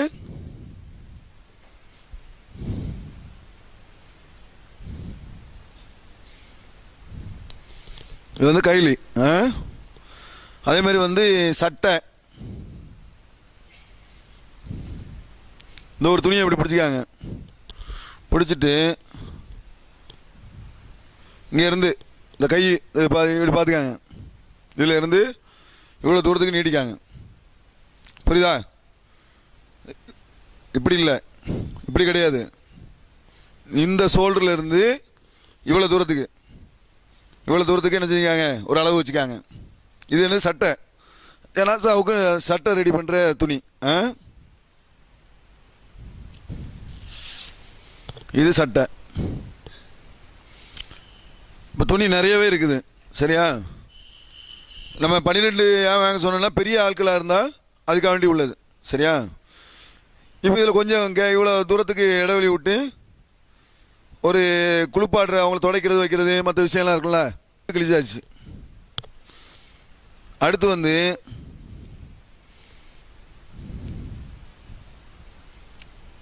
துணி நிறைய இருக்கிறதுனால இதிலே கிழிச்சுக்கிறோம். துணி கம்மியாக இருந்துச்சுன்னா அந்த சட்டை ரெடி பண்ணோம்ல, அதிலே கூட கயிறு கட்டிக்கலாம், கயிறு வாங்கி இது ரெடி பண்ணிக்கலாம். கயிறு எப்படி பண்ணுறது அப்படின்னு சொன்னால், இதில் இருந்து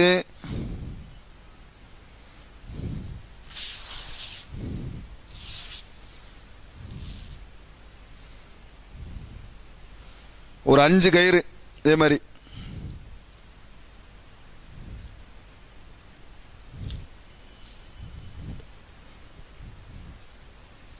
கட்டுறது கரெக்டாக இருக்கான்னு பார்த்துக்காங்க. இந்த 5 கயிறு எதுக்குன்னா 1 2 3, இந்த 3 இதில் வந்துடும். அந்த பக்கம் 1, இந்த பக்கம் 1. அதனால் தாடை கட்டுறதுக்கு இதில் என்ன செஞ்சுக்கலாம், 2 இது கிழிச்சிக்கலாம். தாடைக்கும் காலுக்கும் இந்த விரலுக்கு இது ஒன்று, தாடைக்கு இது விரலுக்கு இது கரெக்டாக இருக்கும். இது இப்படி கட்டுங்க, இடம் பத்தாது. 2 போர்வை, ஒரு கைலி, ஒரு சட்டைக்கு உண்டான துணி, அப்புறம் டவல் 1, 5 கயிறு. இதை வந்து அந்த இதுக்குள்ளே என்ன செஞ்சிட்டோம், ஒரு துணிக்குள்ளே எல்லாத்தையும் நம்ம கொண்டு வந்துட்டோம். இதை வச்சு நீங்கள் என்ன செஞ்சிட வேண்டியதான், கஃன் செஞ்சிடலாம். சட்டை துணி இதை எடுத்தோம்ல, நேர் பாதியாக மடிக்காமல் இப்படி மடிச்சுக்கிடணும். இப்படி மடிச்சுட்டு இதை வந்து இப்படி மடிக்கணும். இப்படி மடிச்சுட்டு இதை வந்து இந்த கார்னரை பிடிச்சி இப்படி மடிக்கணும். இப்படி மடிச்சுட்டு ஒரு சம்சா அளவுக்கு, இந்த அளவுக்கு கட் பண்ணணும். இது என்னென்னா கழுத்து வர்றதுக்கு. சரியா? இந்த அளவுக்கு கட் பண்ணணும். கட் பண்ணால் என்ன ஆயிரும், அதில் வந்து ஒரு கழுத்துக்கு உண்டான ஒரு வழி கிடச்சிரும் இப்படி போடுறதுக்கு. சரியா? இதில் இந்த இடத்துல இது வந்து எது லாங்காக இருக்குதோ அது கீழே, எது கட்டையாக இருக்கோ இது தலைக்கு மேலே வந்துடும், இப்படி வந்துடும். சரியா? அப்போ இது இப்படி நேராக வச்சு இந்த இடத்துல வந்து என்ன செய்யணும், லைட்டாக கிழிச்சு விட்டணும். காலர் மாதிரி, இந்த இது சட்டை காலர் இருக்குல்ல அந்த மாதிரி. இப்போ இதை வந்து இப்படி போட்டால் என்ன செஞ்சிடும், இப்படி வந்துடும். புரியுதா? இதை இதில் மாட்டி இப்படி விட்டுட்டு கழுத்து மாதிரி வந்துடும். புரிஞ்சுச்சா? இப்போ வந்து ஜனாசாவாக இருக்கக்கூடிய அவங்கள வந்து நம்ம என்ன செய்யறோம், தூக்கிட்டு வந்து எங்கே வச்சு நம்ம குளிப்பாட்ட போகிறோமோ, குளிப்பாட்டுறது வந்து நடுவீட்டில் வச்சு குளிப்பாட்ட மாட்டாங்க. ஏதாவது ஒரு பகுதியில் கொண்டு வந்து அந்த இடத்துல வச்சு என்ன செய்வாங்க, அதை குளிப்பாட்டுவாங்க. அந்த மாதிரி குளிப்பாட்டக்கூடிய இடத்துல வந்து குளிப்பாட்டுவதற்குன்னு ஒரு டேபிள் மாதிரி ரெடி பண்ணி வச்சுக்கிடணும். அதில் கொண்டு வந்து என்ன செஞ்சுக்கிடணும், தூக்கிட்டு வந்து அதில் வச்சிட்டோம். அந்த குளிப்பாட்டுற இதில் வந்து தூக்கிட்டு வந்து என்ன செஞ்சாச்சு, ஆளை படுக்க வச்சாச்சு. அந்த போர்வையை எடுத்தாச்சு. கையில் இருக்க இந்த மாதிரி வந்து என்ன செய்கிறோம், கையில் கட்டிய நிலையில் தான் வந்து என்ன செஞ்சுருக்குது, ஜனாசாவை கொண்டு குளிப்பாட்டுற இடத்துல வச்சுருக்குறோம். சரியா? இப்போ அவங்கள வந்து நபிகள் நாயகம் ஸல்லல்லாஹு அலைஹி வஸல்லம் அவங்க வந்து குளிப்பாட்டுபவர்களை வந்து ஒரு விதிமுறை என்ன சொல்லியிருக்கிறாங்கன்னா, ஒத்த படையில் குளிப்பாட்ட சொல்லியிருக்கிறாங்க. ஒத்த படையில் குளிப்பாட்டுறதாக இருந்தால் நம்ம என்ன செஞ்சுக்கிட வேண்டியதான், அந்த பக்கெட் இருக்குல்ல, பக்கெட்டில் தண்ணியை வந்து எடுக்கிறோம். இப்போ 3 பக்கெட்டில் தண்ணி வச்சுருக்குறோம். அதாவது 3 பக்கெட்டோ அல்லது 5 பக்கெட்டோ அல்லது 7 பக்கெட்டோ, அதாவது 3, 5, 7 இது மாதிரி இந்த ஃபுல்லாக நம்ம தண்ணியை ஊற்றி வச்சிட்டோம். இப்படி ஊற்றி வச்சிருக்கக்கூடிய தண்ணியில் வந்து ரசுல்லா வந்து என்ன செஞ்சுருக்கிறாங்க, இழந்த இலையை போட்டு குளிப்பாட்டுங்கன்னு இருக்கிறாங்க. அதனால் அந்த இழந்த இலை இருக்குல்ல, இழந்த இலையை வந்து என்ன செய்யணும்னா அந்த 3 பக்கெட், உதாரணத்துக்கு 3 5 கூட வச்சுக்கிடலாம். 3 பக்கெட்டினுடைய தண்ணியிலையும் இழந்த இலையை என்ன செஞ்சிட்டோம், போட்டுட்டோம். 3 இதுலேயும் வந்து போட்டாச்சு. இழந்த இலையை போட்டோம், தண்ணி வச்சுருக்குறோம். 3 பக்கெட் நிறைய தண்ணி வச்சுருக்குறோம். அதே மாதிரி வந்து ரசூல்லா என்ன சொன்னாங்கன்னா, கடைசியாக கற்பூரம் கலந்த தண்ணியை ஊற்றுங்கன்னாங்க. அப்போ நம்ம என்ன செய்கிறோம்னா, இந்த கற்பூரத்தை வந்து என்ன செய்கிறோம், ஒரு பக்கெட்டில் என்ன செஞ்சிட்டோம், கற்பூரத்தை கலந்துட்டோம். இப்போ 3 பக்கெட்டு தண்ணியில் வந்து 3 இழந்த இலையை போட்டாச்சு. ஒரு இதில் வந்து கற்பூரத்தை அதிகமாக போட்டிருக்கு, இந்த 2லையும் கிடையாது. புரிஞ்சுக்கிச்சா? இப்போ ரசூல்லா என்ன சொன்னாங்கன்னா, நீங்கள் வந்து தண்ணியை எடுக்கிறீங்க, எடுத்த உடனே நீங்கள் எங்கே ஊற்றணும்னு உங்களுக்கு ஒரு டவுட் வரும்ல. அப்போ ரசூல்லா என்ன சொன்னாங்கன்னா, வலது புறத்தில் இருந்து ஒளி செய்யும் பகுதியில் இருந்து ஆரம்பிங்க அப்படின்னாங்க. தண்ணியை எடுத்து அந்த தண்ணியை வந்து ஒளி செய்கிற பகுதி என்ன, கை, இங்கே இருந்து ஊற்றுறோம். ஒளி செஞ்சு விட்டுக்கிட்டு இருக்கக்கூடாது. சில பேர் என்ன நினைப்பாங்க, ஒளி செஞ்சு விட்டுக்கிட்டு, ஜனாசாவுக்கு ஒளி செஞ்சு விட்டுக்கிட்டு இருப்பாங்க. ஒளி செய்யும் பகுதியிலிருந்து ஆரம்பிக்க சொன்னாங்க. அப்போ தண்ணியை எடுத்து என்ன செய்கிறோம், முதல்ல இருந்து இப்படி ஊற்றுறோம். அப்போ வலது பக்கம் ஊற்றிட்டோம். சரியா? அப்போ தண்ணியை எடுத்து திரும்ப என்ன செய்கிறோம், தண்ணியை எடுத்து வலது பக்கம் ஃபுல்லாக ஊற்றியாச்சு. இந்த கையிலேருந்து அப்படி ஊற்றியாச்சு. ரெண்டாவது தண்ணியை எடுத்து நெஞ்சு இந்த இதை வந்து கையை எப்படி வச்சுக்காங்க, எப்படி பிடிச்சிக்காங்க. நீங்கள் இந்த கையை எப்படி வச்சுக்காங்க, அப்படி தூக்குங்க. இங்கே நீங்கள் இந்த இதை டேபிள் ஒரு கையில் டேபிளை பிடிச்சிக்காங்க, அப்படி தூங்க. டேபிளில் விட்டுறக்கூடாது. இப்படி பிடிச்சிட்டு மக்கில் அப்படி அந்த மக்கில் எடுங்க. இப்படி தண்ணி எடுத்து என்ன செய்ய வேண்டியதான், இப்படியே ஊற்ற வேண்டியதான். தண்ணி எடுத்து இப்படி ஊற்றுனீங்கன்னா ஃபுல்லாக உடம்பு ஃபுல்லாக தண்ணி போயிடும். ஈஸியாக குளிப்பாட்டுறதுக்கு உண்டான முறை. ஏன்னா நீங்கள் வந்து இந்த மாதிரி செய்யாமல் நீங்கள் நினச்ச மாதிரி எடுத்து தண்ணி ஊற்றும் போது நினச்ச மாதிரி நீங்கள் ஜனாசாவை வச்சிங்கன்னு சொன்னால் வலிக்கிட்டு பொத்துரு கீழே விழுந்துடும். அப்புறம் ஓன்னு ஆயிரும், கூகுன்னு ஆயிரும். அப்போ இப்படி நீங்கள் இந்த மாதிரி பிடிச்சிக்கிட்டு டேபிளையும் பிடிச்சிக்கிட்டு ஜனாசாவை நகலாத மாதிரி வச்சுக்கிட்டு எடுத்து இப்படி தண்ணி ஊற்றுனீங்கன்னா ஈஸியாக என்ன செஞ்சிடலாம், ஊற்றிடலாம். புரியுதா? இப்படி ஊற்றிட்டு நீங்கள் என்ன செய்கிறீங்க, ஒரு பக்கெட் ஊற்றுறீங்க. அப்புறம் சோப்புலாம் போட்டுக்கலாம். அந்த லிஸ்ட்டில் நான் சொன்னேன், அந்த லிஸ்ட்டில் வந்து இதில் உள்ளே வந்துடும் உங்களுக்கு. சோப்பு போட்டுக்கிட வேண்டியதான். சரியா? குளிப்பாட்டுறதுன்னா குளிக்கிறதுல சோப்புலாம் வந்துடும்ல.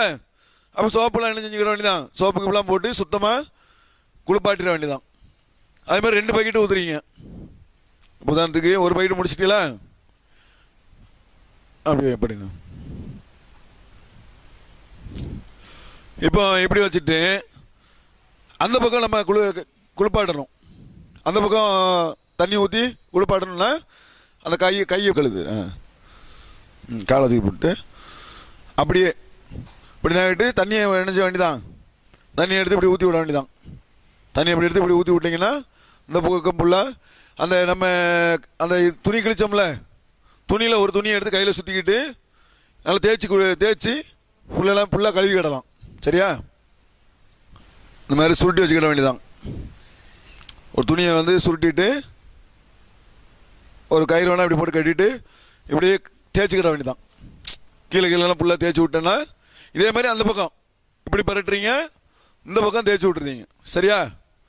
இதில் ஒரு துணியை கிழிச்சிக்கிட வேண்டியதான். அதில்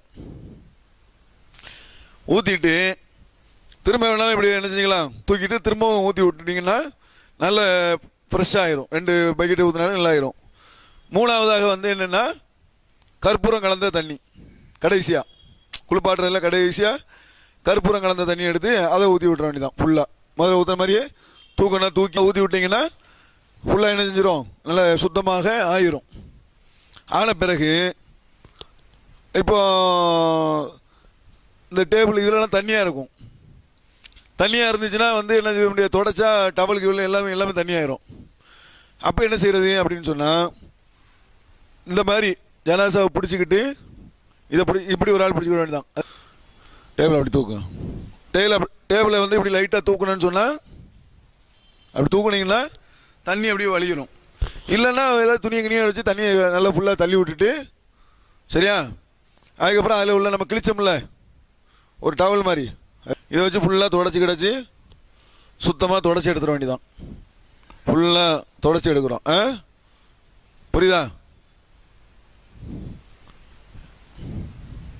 நம்ம முதல்ல யாருக்குனே சொல்லிட்டோம், நகை வெட்டுறது முடி எடுக்கிறது வைக்கிறதுலாம் அதெல்லாம் கிடையாது. அதனால் ஃபுல்லாக தொடச்சி கிடச்சி சுத்தமாக தொடச்சி எடுத்துகிட்டு டேபிளுடைய தண்ணியெல்லாம் ஃபுல்லாக எடுத்துகிட்டு இது தூக்கி போட்டு, இப்போ இந்த கையிலையே மாற்றிட்டு நம்ம ஒரு கையில் ரெடி பண்ணோம்ல அந்த கையிலேயே வந்து என்ன செய்யணும், உள்ளே கொண்டு வரணும்.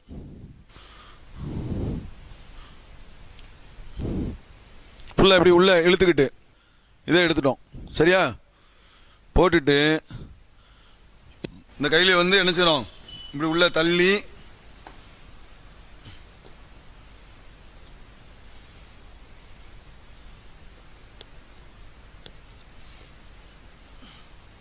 கையில் கட்டுவீங்கல்ல அதே மாதிரி வயிற்றுல இப்படி சொருவி விட்டுருக்காங்க.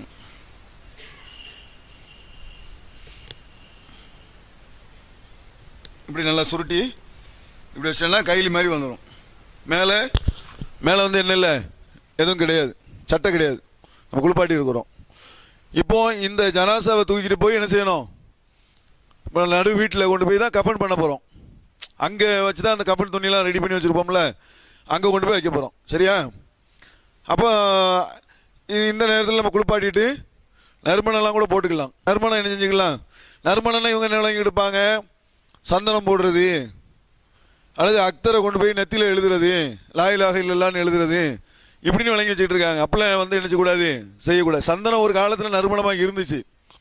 இப்போ சந்தனத்தெல்லாம் மீறி இப்போ செண்டு கிண்டுன்னு நிறைய வந்துருச்சு. இப்போவும் சந்தனம் தான் போடணும்னு விளங்கிட்டு இருக்கிறாங்க.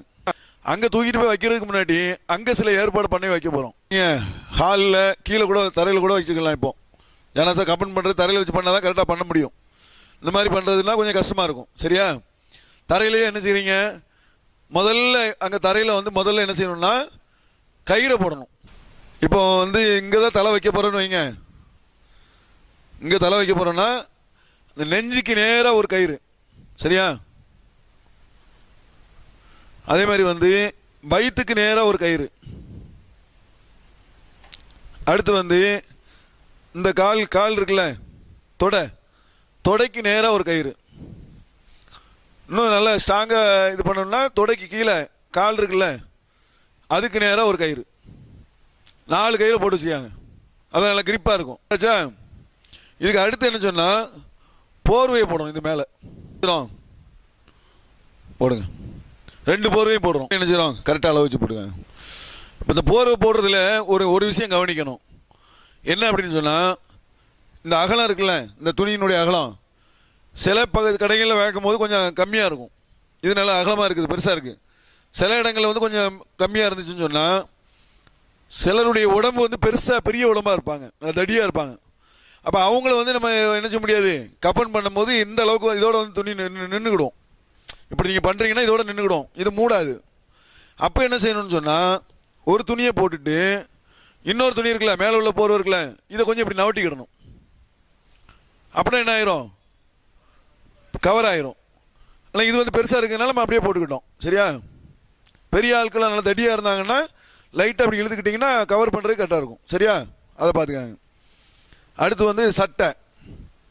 இந்த நம்ம இப்படி கிழிச்சோம்ல, கிழிச்சதில் அந்த சின்ன பகுதி இருக்குல்ல, அதை கொண்டு வந்து இப்படி வச்சுட்டு இந்த பெரிய பகுதியை இப்படி தூக்கி இந்த பக்கம் போட்டுருந்தோம். கீழேனா என்ன, தலைக்கு மேலே போட்டுருந்தோம். இது எதுக்கு இப்படி போடுறோம் அப்படின்னு சொன்னால், தலையை இப்படி வச்சுட்டு இதை இப்படி கமழ்த்திட வேண்டியதான். ஜனாசாவை தூக்கிட்டு வரோம்.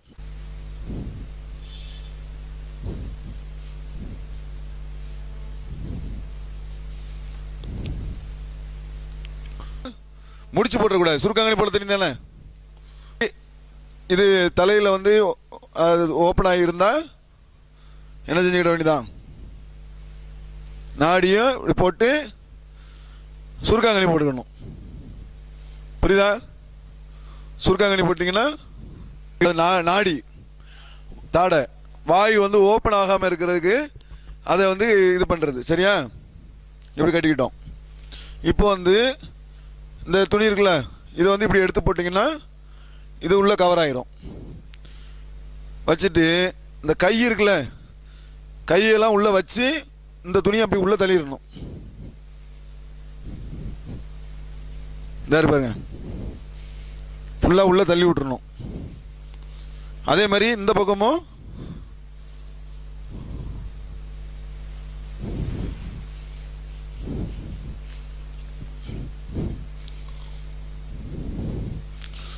அழகிய முறையில் செய்யுங்க அப்படிங்கிறதுனால தான் கஃபனை வந்து அழகிய முறையில் சொல்லியிருக்காங்கல்ல, அந்த அடிப்படையில் தான் நம்ம என்ன செய்கிறோம், இதெல்லாம் செய்கிறோம். இது வந்து மேலே சட்டை போட்டாச்சு, சரியா? அடுத்து எடுத்துக்கிட்டோம். இதை எடுத்து இந்த சென்டரை எடுத்துக்காங்க. முதல்ல இந்த சென்டரை இதை எடுத்துட்டு வயிற்றுக்கு நேராக இப்படி பிடிச்சிக்காங்க. பிடிச்சிட்டு இதை இப்படி போட்டுக்காங்க.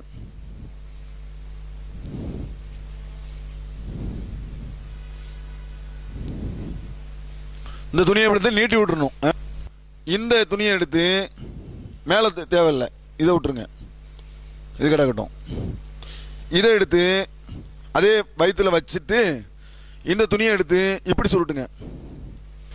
இப்படி சுருட்டி விட்டுற வேண்டியதான். என்ன செய்யறோம், ஒன்றாயிடுச்சா? எப்படி? அடுத்து அதுக்கு அடுத்த துணி, ரெண்டாவது துணி, ரெண்டாவது போர்வை. இதை எடுத்து திரும்ப அதை என்ன செய்கிறோம், வயிற்றில் வச்சு ஒரு ஆளை பிடிக்க சொல்கிறோம். இதை என்ன செய்யறோம், அதே மாதிரி முதல்ல செஞ்ச மாதிரியே வச்சு அதே மாதிரி இங்கே எந்த பக்கம் எடுக்கிறோம், ரெண்டாவது போர்வையினுடைய இதை எடுத்து இதையும் வயிற்றில் வைக்கிறோம். வயிற்றில் வச்சு நல்லா கிரிப்பாக வச்சு பிடிச்சி விடணும். கையில் அது உள்ளே வந்துடும், சரியா? கை கேட்டிங்களே, கையில் அது உள்ளே வந்துடும். இப்படி வச்சு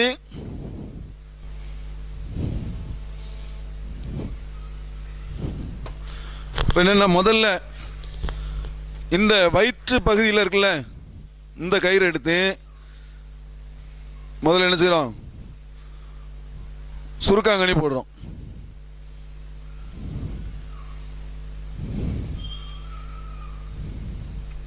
வயிற்று பகுதியில் உள்ள இதை எடுத்து என்ன செய்கிறோம், போடுறோம். ரெண்டாவது கால் பகுதியில் சுருக்காங்கனி போடும்போது இந்த மாதிரி மூளையில் போட்டுக்கிட்டால் தான் நல்லாயிருக்கும், ஈஸியாகவும் இருக்கும், சரியா? இதை அந்த மாதிரி போட்டுக்காங்க. அடுத்து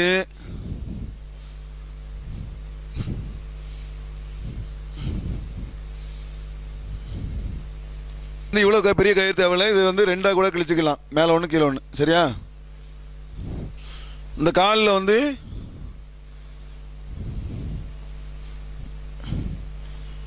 இது ஒரு சுருக்காங்கனி, இது ஒன்று போட்டோம், சரியா? அடுத்து இது வந்து கடைசியாக இது வரைக்கும் நம்ம கட்டிட்டா, நம்ம கடைசியாக வந்து யாராச்சும் பார்க்குறவங்க பார்க்கணும்னு சொல்லுவோம்ல, யாராவது பார்க்குறவங்க கடைசியாக பார்க்குறவங்க பார்த்துக்காங்க அப்படின்னு சொல்லும் போது அது வரைக்கும் வேண்டி ஓப்பனில் வச்சுருக்கிறது, தலைமாட்டை மட்டும் ஓப்பனில் வச்சுட்டு யாராச்சும் பார்க்குறவங்க பார்த்துக்காங்க அப்படிலாம் சொல்லி மக்கள் யாராவது வெளியூர்லேருந்து வந்திருப்பாங்க, சொந்த பந்தங்கள் வந்திருப்பாங்க, பார்த்துக்காங்கன்னு ஓப்பன் பண்ணி வச்சுக்கிட வேண்டியதான். ஃபைனலாக மூடிடுதோம், சரியா? அப்போ இதே தான் முதல்ல ஒரு துணியை எடுத்து இது பண்ணிங்கள, அதே மாதிரி அந்த ஒரு துணியை எடுத்து முதல்ல இந்த முகத்தை என்ன செய்கிறோம், மூடுறோம். அதாவது அந்த பக்கம் உள்ள அந்த துணியை எடுத்து ரெண்டாவது பண்ணுறோம். இங்கே வரும்போது கடைசியில் வரும்போது இப்படி ஒரு கயிறு மாதிரி இப்படி சுருட்டிக்கிடணும். வந்து இதை இந்த துணியை எடுத்து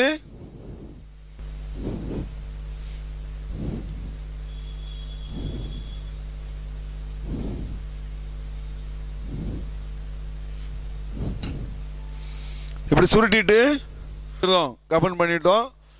இங்கே முன்னாடி ஒரு கயிறு தூக்குறதுக்கும் அங்கே தூக்குறதுக்கும் அது கரெக்டாக இருக்கும். நம்ம மேலே விட்டோம்ல அந்த துணி, சரியா? எக்ஸ்ட்ரா இன்னும் நல்லா கொஞ்சம் விட்டுக்கிட்டால் இன்னும் கொஞ்சம் அதிகமாக வரும். இதுதான் கஃபன் அந்த பண்ணுறதுனுடைய முறை. அப்போ இதோட வந்து ஜனாசாவுக்கு கஃபன் பண்ணியாச்சு, ஜனாசாவை குளிப்பாட்டியாச்சு. குளிப்பாட்டிய பிறகு இப்போ நம்ம அதை தூக்கிட்டேன்னு சொன்னால் உடனடியாக நீங்கள் கொண்டு செல்லுங்கன்ட்டாங்க. கபர்ஸ்தானுக்கு தூக்கிட்டேன்னு செஞ்சிட வேண்டியதான், விரைவுபடுத்துங்கள். ஜனாசாவுக்கு பிரத்யேகமாக ஓதுறதுலாம் ஒன்றும் கிடையாது. ஜனாசாவுக்கு உட்காந்துக்கிட்டு நினச்சுவாங்க, யாசின் ஓதுறேன், அதை ஓதுறேன், இதை ஓதுறேன்னு சொல்லிட்டு குரான் முடிக்கிறேன்னு சொல்லிட்டு ஓதுவாங்க. அது கிடையாது. அதேமாரி வந்து ஜனாசாவை பின்தொடர்ந்து போகிறங்கும் போது அப்பவும் ஓதிக்கிட்டே போவாங்க. களிமா சஹாதா அப்படின்னு சொல்லிட்டு நினச்சுவாங்க, அது மாதிரி சொல்லிட்டு போவாங்க. அது கிடையாது. அப்போது ஜனாசாவை பின்தொடர சொன்னாங்க. நீங்கள் ஜனாசாவை பின்தொடருங்க. அப்போ ஜனாசாவை கொண்டு போய் கபர் ஸ்தானத்தில் வைக்கிற வரைக்கும் நீங்கள் போய் உட்காந்துடாதீங்க. அதேமாதிரி வந்து தொழுகையில் வரைக்கும் நீங்கள் கலந்துக்கிட்டிங்கன்னா ஒரு கீராத்தினுடைய நன்மை இருக்கிறது. தொழுகையில் இருந்து ஜனாசாவினுடைய அடக்கம் வரைக்கும் கடைசி வரைக்கும் நீங்கள் கலந்துக்கிட்டிங்கன்னா 2 கீராத்தினுடைய நன்மை இருக்கிறது. ஒரு கீராத்துங்கிறது உகது மலை அளவுக்கு உண்டான நன்மை அப்படின்னு சொல்லியிருக்கிறாங்க. அப்போ அதில் நம்ம ஜனாசா தொழுகையிலையும் கலந்துக்கிடணும், ப்ளஸ் வந்து அடக்க ஸ்தலம் வரைக்கும் என்ன செஞ்சுக்கிடணும், போனால் 2 கீராத்தினுடைய நன்மை இருக்கிறது, அதை விளங்கிடணும். ஜனாசாவை பின்தொடர்ந்து போகிறவங்க அங்கே போய் என்ன செஞ்சுக்கூடாது, உட்காந்துடக்கூடாது. ஜனாசா வர்ற வரைக்கும் அதை நம்ம என்ன செய்யணும், நிற்க தான் செய்யணும். தொழுகை வைக்கக்கூடியவில் வந்து தொழுகையை விளங்கிடணும். தொழுகையில் வந்து 4 தக்பீர்கள் அல்லது 5 தக்பீர்கள் சொல்ல வேண்டும். தொழுகையில் வந்து என்ன இல்லை, ருக்குவோ சஜிதாவோ கிடையாது. ஜனாசா தொழுகையினுடைய விஷயத்தில் என்னன்னு சொன்னால் ருக்குவும் கிடையாது, சஜிதாவும் கிடையாது. அப்போது வந்து நம்ம ஜனாசாவை வைத்து விட்டு கிபிலாவை முன்னோக்கி ஜனாசாவை முன் வச்சு நம்ம என்ன செய்கிறோம், தொழுகிறோம். அதில் வந்து முதலாவதாக கவனிக்க வேண்டிய விஷயம் என்னன்னு சொன்னால், தொழு வைக்கிறது யார் அப்படின்னு சொன்னால், தொழு வைக்கிறது அவங்களுடைய குடும்பத்தார் தான் தொழு வைக்கணும். அப்போ இமாமாக இருக்கிற யார் இருக்கணும், இன்றைக்கி பொதுவாக எல்லா இடத்துலையும் யாரும் இருக்கிறா, பள்ளிவாசலில் அசரத்தும் மற்ற யாரும் தான் இருக்கிறாங்க. அவன் பெத்த தவப்பனுக்கு தான் புள்ள தொழு வச்சா எவ்வளோ பெரிய பாக்கியம். ரசூல்லா அதை என்ன செஞ்சுருக்கிறாங்க, வலியுறுத்திருக்கிறாங்க. அதனால் நம்ம வந்து நாம் நம்ம வீட்டில் யாராவது வஃபாத்தானா நம்ம பொறுப்பாளராக இருந்தால் நாம் தொழுவு வைக்கிறதுக்கு ஆசைப்படணும். நம்ம தான் வைக்கணும். நம்முடைய தகப்பனாருக்கு நம்ம தொழுவு வைக்கணும்னு நம்ம ஆசைப்படணும். பெரிய கஷ்டமும் கிடையாது, ஈஸியாக. நான் சொல்கிறத இப்போ நீங்கள் விளங்கிட்டீங்கன்னா ரொம்ப ஈஸி தான். என்ன அப்படின்னு சொன்னால், அது ஆண் ஜனாசாவாக இருந்தால் நம்ம போய் எதில் போய் நிற்கணும்னா, நான் தான் இப்போ இமாம் நிற்கிறேன்னு வைங்க. ஆண் ஜனாசாவாக இருந்தால் தலைக்கு நேராக நிற்கணும். இந்த இருக்குல்ல தலை, இதுக்கு நேராக இமாமத்து வைக்கணும். நான் இமாமாக இருக்கிறவன் தலைக்கு நேராக போய் நின்றுக்கிடணும். பெண் ஜனாசாவாக இருந்தால் வயிற்றுக்கு நேராக நின்றுக்கிடணும். ரசூலுல்லாஹ் இதை வழிகாட்டியிருக்கிறாங்க. ஆண் ஜனாசாவாக இருந்தால் தலைக்கு நேராக நிற்பாங்க, பெண் ஜனாசாவாக இருந்தால் வயிற்றுக்கு நேராக நிற்பாங்க. அப்போ இமாமை வச்சே நம்ம கண்டுபிடிச்சிக்கலாம். நம்ம திடீர்னு ஒரு ஜனாசா தொழுகையில் போய் கலந்துக்கிறோம், ஆனால் பெண்ணா நமக்கு தெரியாது. அப்போ இந்த பெண்மணிக்குன்னு அல்லாட்ட துவா செய்யணும்ல, பெண்மணிக்கோ அந்த ஆணுக்கோ எல்லாம் அவருடைய பாவத்தை மன்னிப்புன்னு சொல்லணும்ல. அப்போ இமாமை கண்டுபிடிச்சிட்டாலே போதும். இமாம் எங்கே இருக்கிறாரு, தலைக்கு நேராக நிற்கிறாரு அப்படின்னு சொன்னால் யார், அது ஆண் ஜனாசா. இமாமை வந்து வயிற்றுக்கு நேரம் நின்னா அது பெண் ஜனாசா அப்படின்னு விளங்கிடணும். சரியா? சரி, நின்றுட்டு அதில் வந்து முக்கியமான ஒரு விஷயத்தில் என்னன்னு சொன்னால், கடன் இல்லாமல் அந்த ஜனாசா வந்து மௌத்து ஆகிறதுக்கு, கடனோட சில பேர் கடனோட தான் வாழ்ந்திருப்பாங்க. கடன் இல்லாமல் போவதற்கு உண்டான வழிமுறையும் அவங்களுடைய பாவங்கள் மன்னிப்பதற்குண்ட வழிமுறையும் அந்த கடைசி நேரத்திலேயாச்சும் நம்ம பிள்ளைகளாக இருக்கக்கூடியவங்க அதை செய்யணும். இப்போ யாராவது இறந்துட்டாங்க, நம்ம தகப்பனாரோ தாயாரோ இறந்துட்டாங்கன்னா அந்த நேரத்தில் அவங்க ஒரு 50-100 பேர் மத்தியில் தான் வாழ்ந்துருப்பாங்க. டோட்டல் வாழ்க்கை அப்படி தானே இருந்திருக்கும், நெருங்கிய உறவுங்கிறது. அப்போ அவங்களும் வந்திருக்கும் போது நம்ம என்ன சொல்லணும், என்னுடைய தாயார் யாருக்காவது வாயாலேயோ மனசு ஏதாவது ஒரு காரியத்தில் பேச்சாலேயோ செயலாலேயோ உங்களுக்கு துரோகம் செஞ்சுருந்தா அல்லாவுக்காண்டி மன்னிச்சிருங்க, அதோட மகனானகிய நான் கேட்குறேன், நீங்கள் மன்னிச்சு விட்ருங்க. அப்படிங்கும்போது அந்த நேரத்தில் அந்த மக்களுடைய மனசும் இலகிய நிலையை நிற்கிற நேரத்தில் சரி ஓகே விட்டுருவோம் அப்படின்னு நினச்சி அந்த எண்ணமும் வந்துடும். அது அவங்களுக்கு நன்மையாக போயிடும். ஒன்று. ரெண்டாவது, என்னுடைய தாயாரோ என்னுடைய தகப்பனாரோ கடன் வாங்கிய நிலையில் இருந்தால் அதுக்கு நான் பொறுப்பாளராக இருக்கிறேன், என்கிட்ட நீங்கள் வாங்கிக்காங்க, எங்கள் தாயாரை தகப்பனாரை பிடிச்சிடாதீங்க அப்படின்னு சொல்லி என்கிட்ட கேட்டு வாங்கிங்கன்னா அந்த கடன் இல்லாமல் அவங்கள அனுப்பக்கூடிய வேலையும் நம்ம என்ன செய்யணும், இது ஒரு அந்த ஜனாசாவுடைய விஷயத்தில் ஒரு கவனிக்க வேண்டிய விஷயம். இதை சொல்லிட்டு நம்ம என்ன செஞ்சிட வேண்டியதான். இது வந்து நம்ம சொல்றது வந்து நம்ம செய்ய வேண்டிய கடமைகளில் உள்ள விஷயங்கிறதுனால அதை சொல்கிறோம். இது சொல்லணுங்கிறது மார்க்கத்தில் உள்ள விஷயம் கிடையாது. நம்ம கடமையில் அது ஒன்று இருக்கிறது. பெற்றோர்களுக்கு கடன் பட்டால் யார் தான் அடைக்கணும், பிள்ளைகளுக்கு மேலும் உள்ளதானே. பெற்றோர்கள் வந்து நாளைக்கு நோய்வினை படக்கூடிய ஒரு நிலை இருந்தால் அவங்களுக்காண்டி துவா செய்யணும் தானே. அந்த அடிப்படையில் அதை கேட்டுக்கிடணும். அதை ஒன்று விளங்கிக்காங்க. அதுக்கப்புறம் என்ன செய்கிறோம், தொழுகைக்காக நிற்கிறோம். நிற்கன்னு சொன்னால் 4 தக்பீர் அல்லது 5 தக்பீர் சொல்லலாம். 4 தக்பீரில் அல்லாஹு அக்பர் அப்படின்னு சொல்லி கைகளை என்ன செய்கிறோம், கெட்டுறோம். தக்பீருங்கிறது வந்து அல்லாஹு அக்பர்னு சொல்கிறோமே அதுதான் தக்பீர். கைகளை கெட்டுறதுக்கு பேர் தக்பீர் இல்லை. என்ன விளங்கிடணும், அல்லாஹு அக்பர்னு கட்டினா அதனால தான் என்ன செய்கிறாங்க, 4 வாட்டி சொல்லும் போது கைகளை தூக்கி தூக்கி என்ன செய்கிறாங்க, அல்லாஹு அக்பர்னு சொல்கிறாங்க. தக்பீர்னாலே அல்லாஹு அக்பர்னு சொல்கிறோம்ல அந்த வார்த்தைக்கு பேர் தான் தக்பீர். சரியா? அப்போ அல்லாஹு அக்பர் தக்பீர் சொல்லும்போது மட்டும் கைகளை உயர்த்தி அல்லாஹு அக்பர்னு தக்பீர் கட்டுறோம். கட்டிட்டு சூரத்துல் ஃபாத்தியா ஓதுறோம். அல்ஹம்துலில்லாஹி ரப்பில் ஆலமீன் அர் ரஹ்மான் ரஹீம் ஓதிடுறோம். ரெண்டாவது அல்லாஹு அக்பர்னு சொல்கிறோம். சொல்லிட்டு என்ன செய்கிறோம், ரசூலுல்லா மீது சலவாத்து சொல்கிறோம். அல்லாஹும்ம சல்லி அலா முஹம்மதின் வஅலா ஆலி முஹம்மதின் கமா சல்லைத்த என்று சொல்லக்கூடிய சலவாத்தை ஓதுறோம். மூன்றாவது, நான்காவது அல்லது 5வது தக்பீர் சொன்னான். 3வது தக்பீர் சொல்கிறோம். அல்லாஹ் அக்பர் சொன்ன பிறகு இறந்தவர்களுக்காக நீங்கள் துவா ஓதுங்க. அல்லாஹ் மகபிர்லி, யாராவது இறந்தவங்க பேர் சொல்லிங்கன்னா, இப்போ உதாரணத்துக்கு மரியம்ங்கிற ஒரு பெண் இறந்துருக்குன்னு சொன்னால் அல்லாஹ் மகபிர்லி மரியம, இல்லை அல்லாஹ் மகபிர்லி இப்ராஹிம அப்படின்னு சொல்லி யாராவது இறந்தவர்களுடைய பேரை சொல்லி அந்த ஒரு துவா இருக்கிறது. அந்த துவாவை என்ன செஞ்சுக்கிற வேண்டியதான், அவங்க அந்த உலகத்தில் வாழ்ந்தாங்க, அவங்களுடைய பாவத்தை மன்னிச்சிரு, சொர்க்கத்தை கொடுன்னு சொல்லி அதுக்குள்ளே வரும். அப்போ அந்த துவாவை என்ன செஞ்சுக்கிற வேண்டியதான். 3வது, அதுக்கப்புறம் 4வது அல்லாஹு அக்பர்னு சொல்கிறோம். அப்போ 4வது தக்பீர்லையும் இதே ஓதிக்கிட வேண்டியதான். 5வது தக்பீர்லையும் 5வது தக்பீர் சொன்னால் 5வது தக்பீர்லையும் சொல்லிக்கிடணும். இப்போ அந்த 5 தக்பீர்களும் சொல்லணும்னு சொன்னால் அஸ்ஸலாமு அலைக்கும் வரஹ்மத்துல்லாஹ், அஸ்ஸலாமு அலைக்கும் வரஹ்மத்துல்லாஹ். இதோட தொழுகை என்ன செஞ்சிருது, முடிஞ்சிருது. இது ஈஸி தானே, இது யார் வேணாலும் செய்யலாம், பெரிய கஷ்டமே கிடையாது. அவர் இமாமத்து வாழ்நாளில் வைக்காதவர் இருந்தால் கூட ஒரு 5 தக்பீரை சொல்லிட்டு மனசுக்குள்ளே தானே ஓதிக்க போகிறாங்க, அவங்கவுங்க மனசுக்குள்ளே ஓதிக்க போகிறாங்க. அப்போ இவர் மனசுக்குள்ளே தான் ஓதிக்கிற போகிறாரு.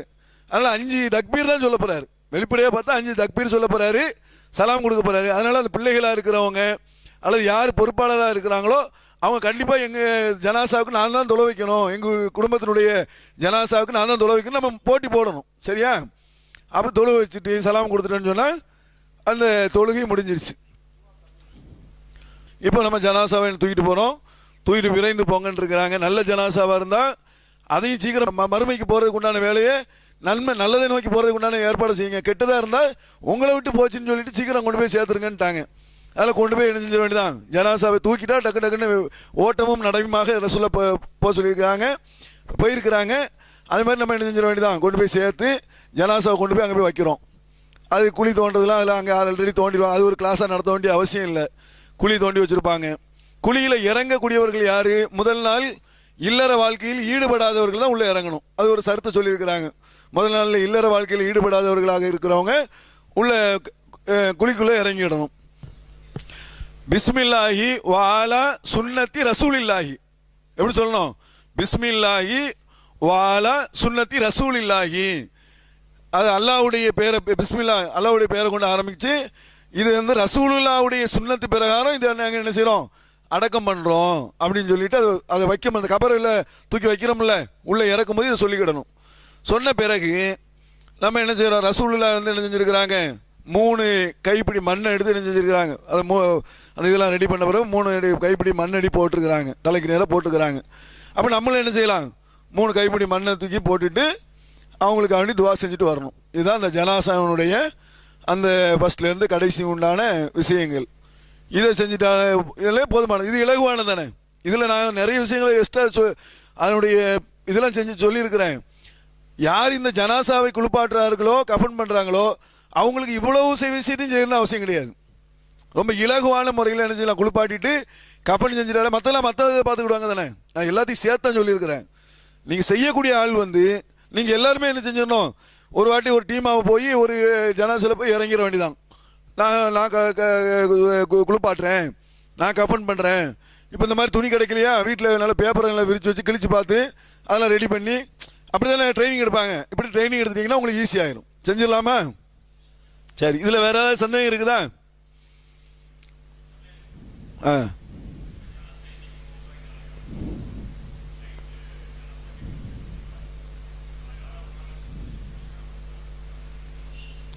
முடிச்சிருக்கணும்னா அது வந்து என்னென்னா, ஜனாசாவுக்காண்டி இரவுகளில் வந்து ஒரு ஆள் முடிச்சிருக்கணும்னு சொல்கிறது வந்து நாம சொல்கிற விஷயம். முழிச்சிருக்கணுங்கிறது வந்து கட்டாயம் கிடையாது.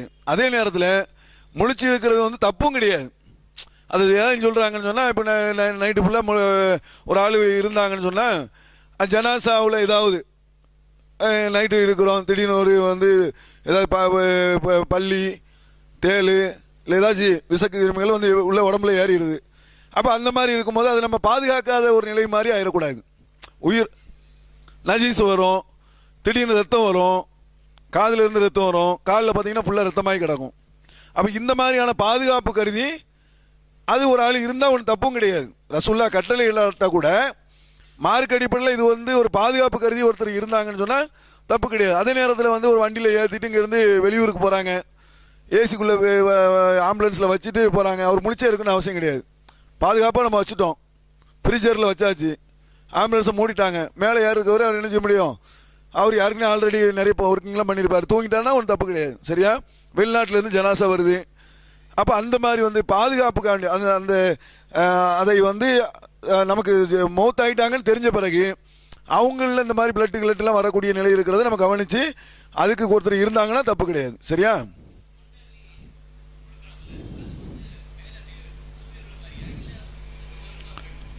இல்லை, மேலே போடுறதா, மேலே போட்டிருக்காங்கன்னு தான் வருது.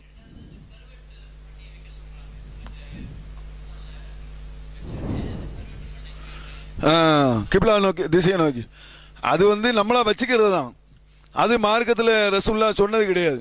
கிப்லா திசையை நோக்கி இப்படி திருப்பி வைக்கிறது இல்லை, அது கிடையாது. அதே நேரத்தில் அப்படி அவங்க வந்து ஒரு முறை இப்படி வச்சாங்கன்னா ஒன்றும் தப்பும் கிடையாது. நேராகவும் வைக்கலாம், இப்படி சைடும் வைக்கலாம். அது அந்த அடக்கம் பண்ணுறதுக்கு அந்த கட்டையெல்லாம் போடுறதுக்கு ஈஸியாக இருக்கும். இப்படி திருப்பி வச்சாங்கன்னா கட்டை போடுறதுக்கு ஈஸியாக இருக்கும். இப்படி நேராக வச்சாங்கன்னா குழியை கொஞ்சம் இன்னும் கொஞ்சம் அகலமாக தோட்டணும். இவங்க ஆள் வேறு உள்ளே நிற்பாங்க, அதனால இப்படி சரிச்சு வச்சுட்டு போட்டால் அந்த கட்டை போடுறதுக்கு ஈஸியாக இருக்குங்கிறதுக்காண்டியும் செய்கிறாங்க. இல்லை கிப்லா திசையை நோக்கி வைக்கணுங்கிறதுக்காண்டி வைக்கிறாங்க. ரசூல்லாம் அப்படி சொல்லலை. அப்படி வந்து இப்படி கிப்லா திசையை நோக்கி வைக்கணும்னு கிடையாது. அதை எப்படி வேணாலும் வச்சுக்கிடலாம். சரியா?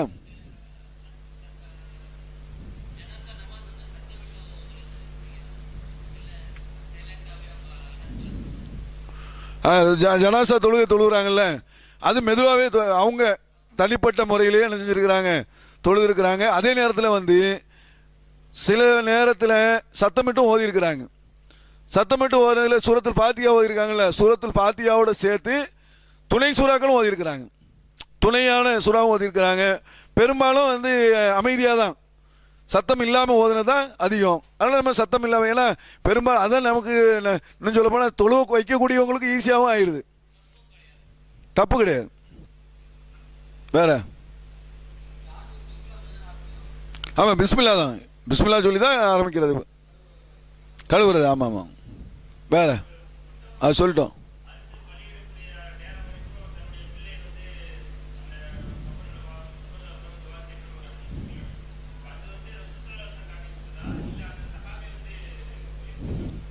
ஒட்டகம்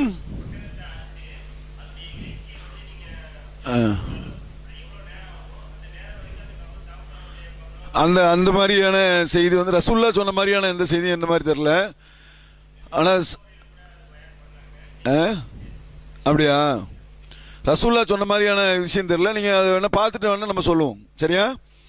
அதே நேரத்தில் அவங்களுக்கு துவா செய்யணுங்கிறது அதில் உள்ள விஷயம் தான். ரசூல்லா வந்து நினைவுபடுத்தியிருக்கிறாங்க, கபருடைய வேதனை நினைவுபடுத்தியிருக்கிறாங்க. அதே மாதிரி வந்து 3 நேரத்தில் வந்து என்ன செய்யக்கூடாது, ஜனாசாவுடைய அடக்கம் பண்ணக்கூடாது. சூரிய உதயம், சூரிய உச்சமம், சூரிய மறைவு, இந்த 3லையும் வந்து என்ன செய்யக்கூடாது, அடக்கம் பண்ணக்கூடாது. தொழவும் கூடாது, அடக்கம் பண்ணக்கூடாது. சரி, வேறு எதுவும் இருக்கா?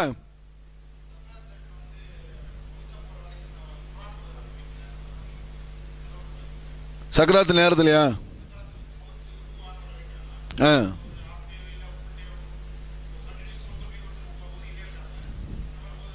அது என்ன அப்படின்னு சொன்னால், அந்த குரானை வந்து ஓதி அவங்களுக்கு வந்து நன்மையை சேர்க்கணுங்கிறதுக்காண்டி ஓதுறது. அப்படி ஓதுறதுக்கு வந்து மார்க்கத்தில் தடை இருக்குது. அதாவது புதிய ஒரு வழிமுறையாக இருக்குது. ஒருத்தர் வந்து சக்கரத்தில் இழுத்துக்கிட்டு இருக்காரு, அந்த நேரத்தில் வந்து குரானை ஓதுறதுங்கிறது வந்து எப்படி வச்சுருக்காங்கன்னா, சக்கராத்தில் இழுத்துக்கிட்டு இருக்கும்போதும் ஓதுவாங்க, மௌத்தான பிறகும் உட்காந்து என்ன செய்வாங்க, நைட்டு ஃபுல்லாக உட்காந்து ஓதிக்கிட்டு இருப்பாங்க. இது வந்து மார்க்கத்தில் உள்ளது கிடையாது. ரசூல்லா என்ன சொல்லியிருக்கிறாங்க, அதிகபட்சமாக ஒருத்தர் வந்து சக்கராத்துடைய நேரத்தை அடைஞ்சக்கூடிய நேரத்தில் இருந்தால் அவர்களுக்கு என்ன செய்யுங்க, களிமாவை சொல்லிக் கொடுங்க. களிமாவை தான் அங்கே சொல்லி கொடுங்க. நீ அல்லாஹ் வணங்கி அல்லாஹ் மேலே நம்பிக்கை வை, நீ அந்த மாதிரி நட அப்படின்னு சொல்லி முஸ்லீமுக்கும் சொல்லியிருக்கிறாங்க. முஸ்லீம் அல்லாத யூதருக்கும் சொல்லியிருக்கிறாங்க. ரசூலுல்லாவுடைய குடும்பத்தில் இஸ்லாத்தை ஏற்றுக்கொள்ளாதவருக்கும் ரசூலுல்லாஹ் என்ன செஞ்சுருக்கிறாங்க, சொல்லியிருக்கிறாங்க. அப்போ அதை நம்ம சொல்லணும். இது என்ன இல்லை, ரசூலுல்லாஹ் காட்டி தந்த வழிமுறை இல்லை. குர்ஆன் ஓதுனா ரசூலுல்லாஹ் ஓதியிருப்பாங்க தானே. ரசூலுல்லாஹ் காலத்தில் நிறைய பேர் சக்கராத்து காலத்தில் இருந்திருக்கிறாங்களே. அப்போ அந்த நேரத்தில் உட்காந்து ரசூலுல்லாஹ் குர்ஆனை ஓத சொல்லி அந்த மாதிரி வழிமுறை காட்டலை. அது ஒரு தவறான வழிமுறையை கொண்டு போகிறதுனால அதை என்ன செஞ்சிடக்கூடாது, மார்க்கத்தில் உள்ளது நம்ம நினச்சிடக்கூடாது. மார்க்கத்தில் உள்ளது கிடையாது. சரியா?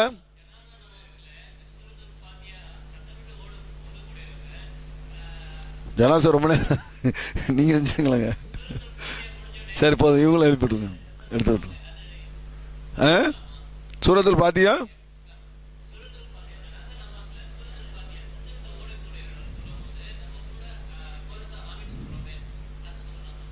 ஆமீனா, அதாவது ஓதுனது ரொம்ப கம்மியாக தான் ஓதி இருக்கிறாங்க சூரத்துல் ஃபாத்தியா. ஆமீன் சொன்ன மாதிரியான எந்த ஒரு செய்தி இருந்த மாதிரி இல்லையே. ஓதணும்னு காட்டுறது தான், ஆமீன் சொன்ன மாதிரி எதுவும் இல்லை. சரியா?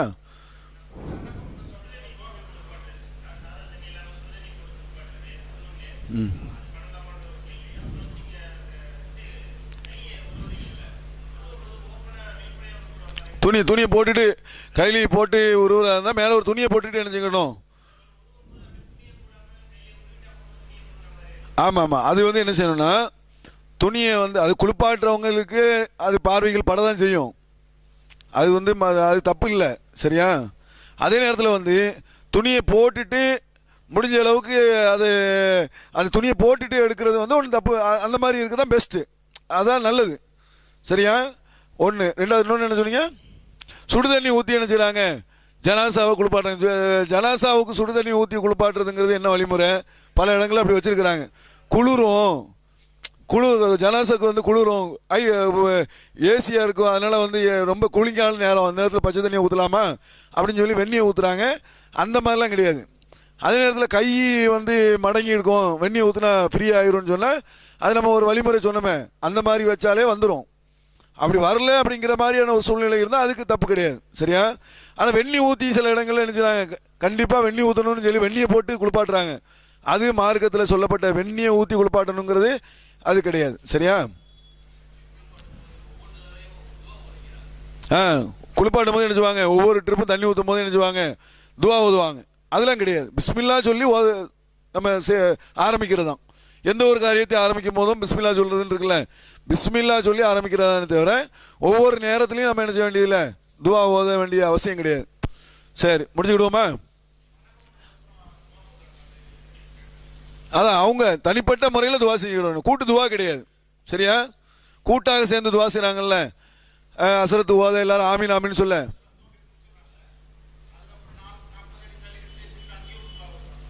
அதான் அது கிடையாது.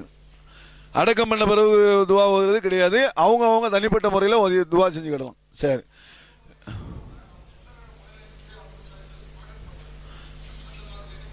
அதில் ஒரு புதிய நடைமுறை அவங்க ஆறுதல் கூறலாம். கட்டி பிடிச்சிட்டு அது வரிசையாக நின்றுக்கிட்டு அவங்க யாருக்குமே சோதனை அப்போ தான் கொஞ்சம் குறைஞ்சிருக்கும். இவங்க கூடுதலாக போய் அள வைக்கிற மாதிரி நிலையில் இருப்பாங்க. அந்த மாதிரிலாம் கிடையாது. வாகிர் தவானா அல்ஹம்துலில்லாஹி ரப்பில் ஆலமீன்.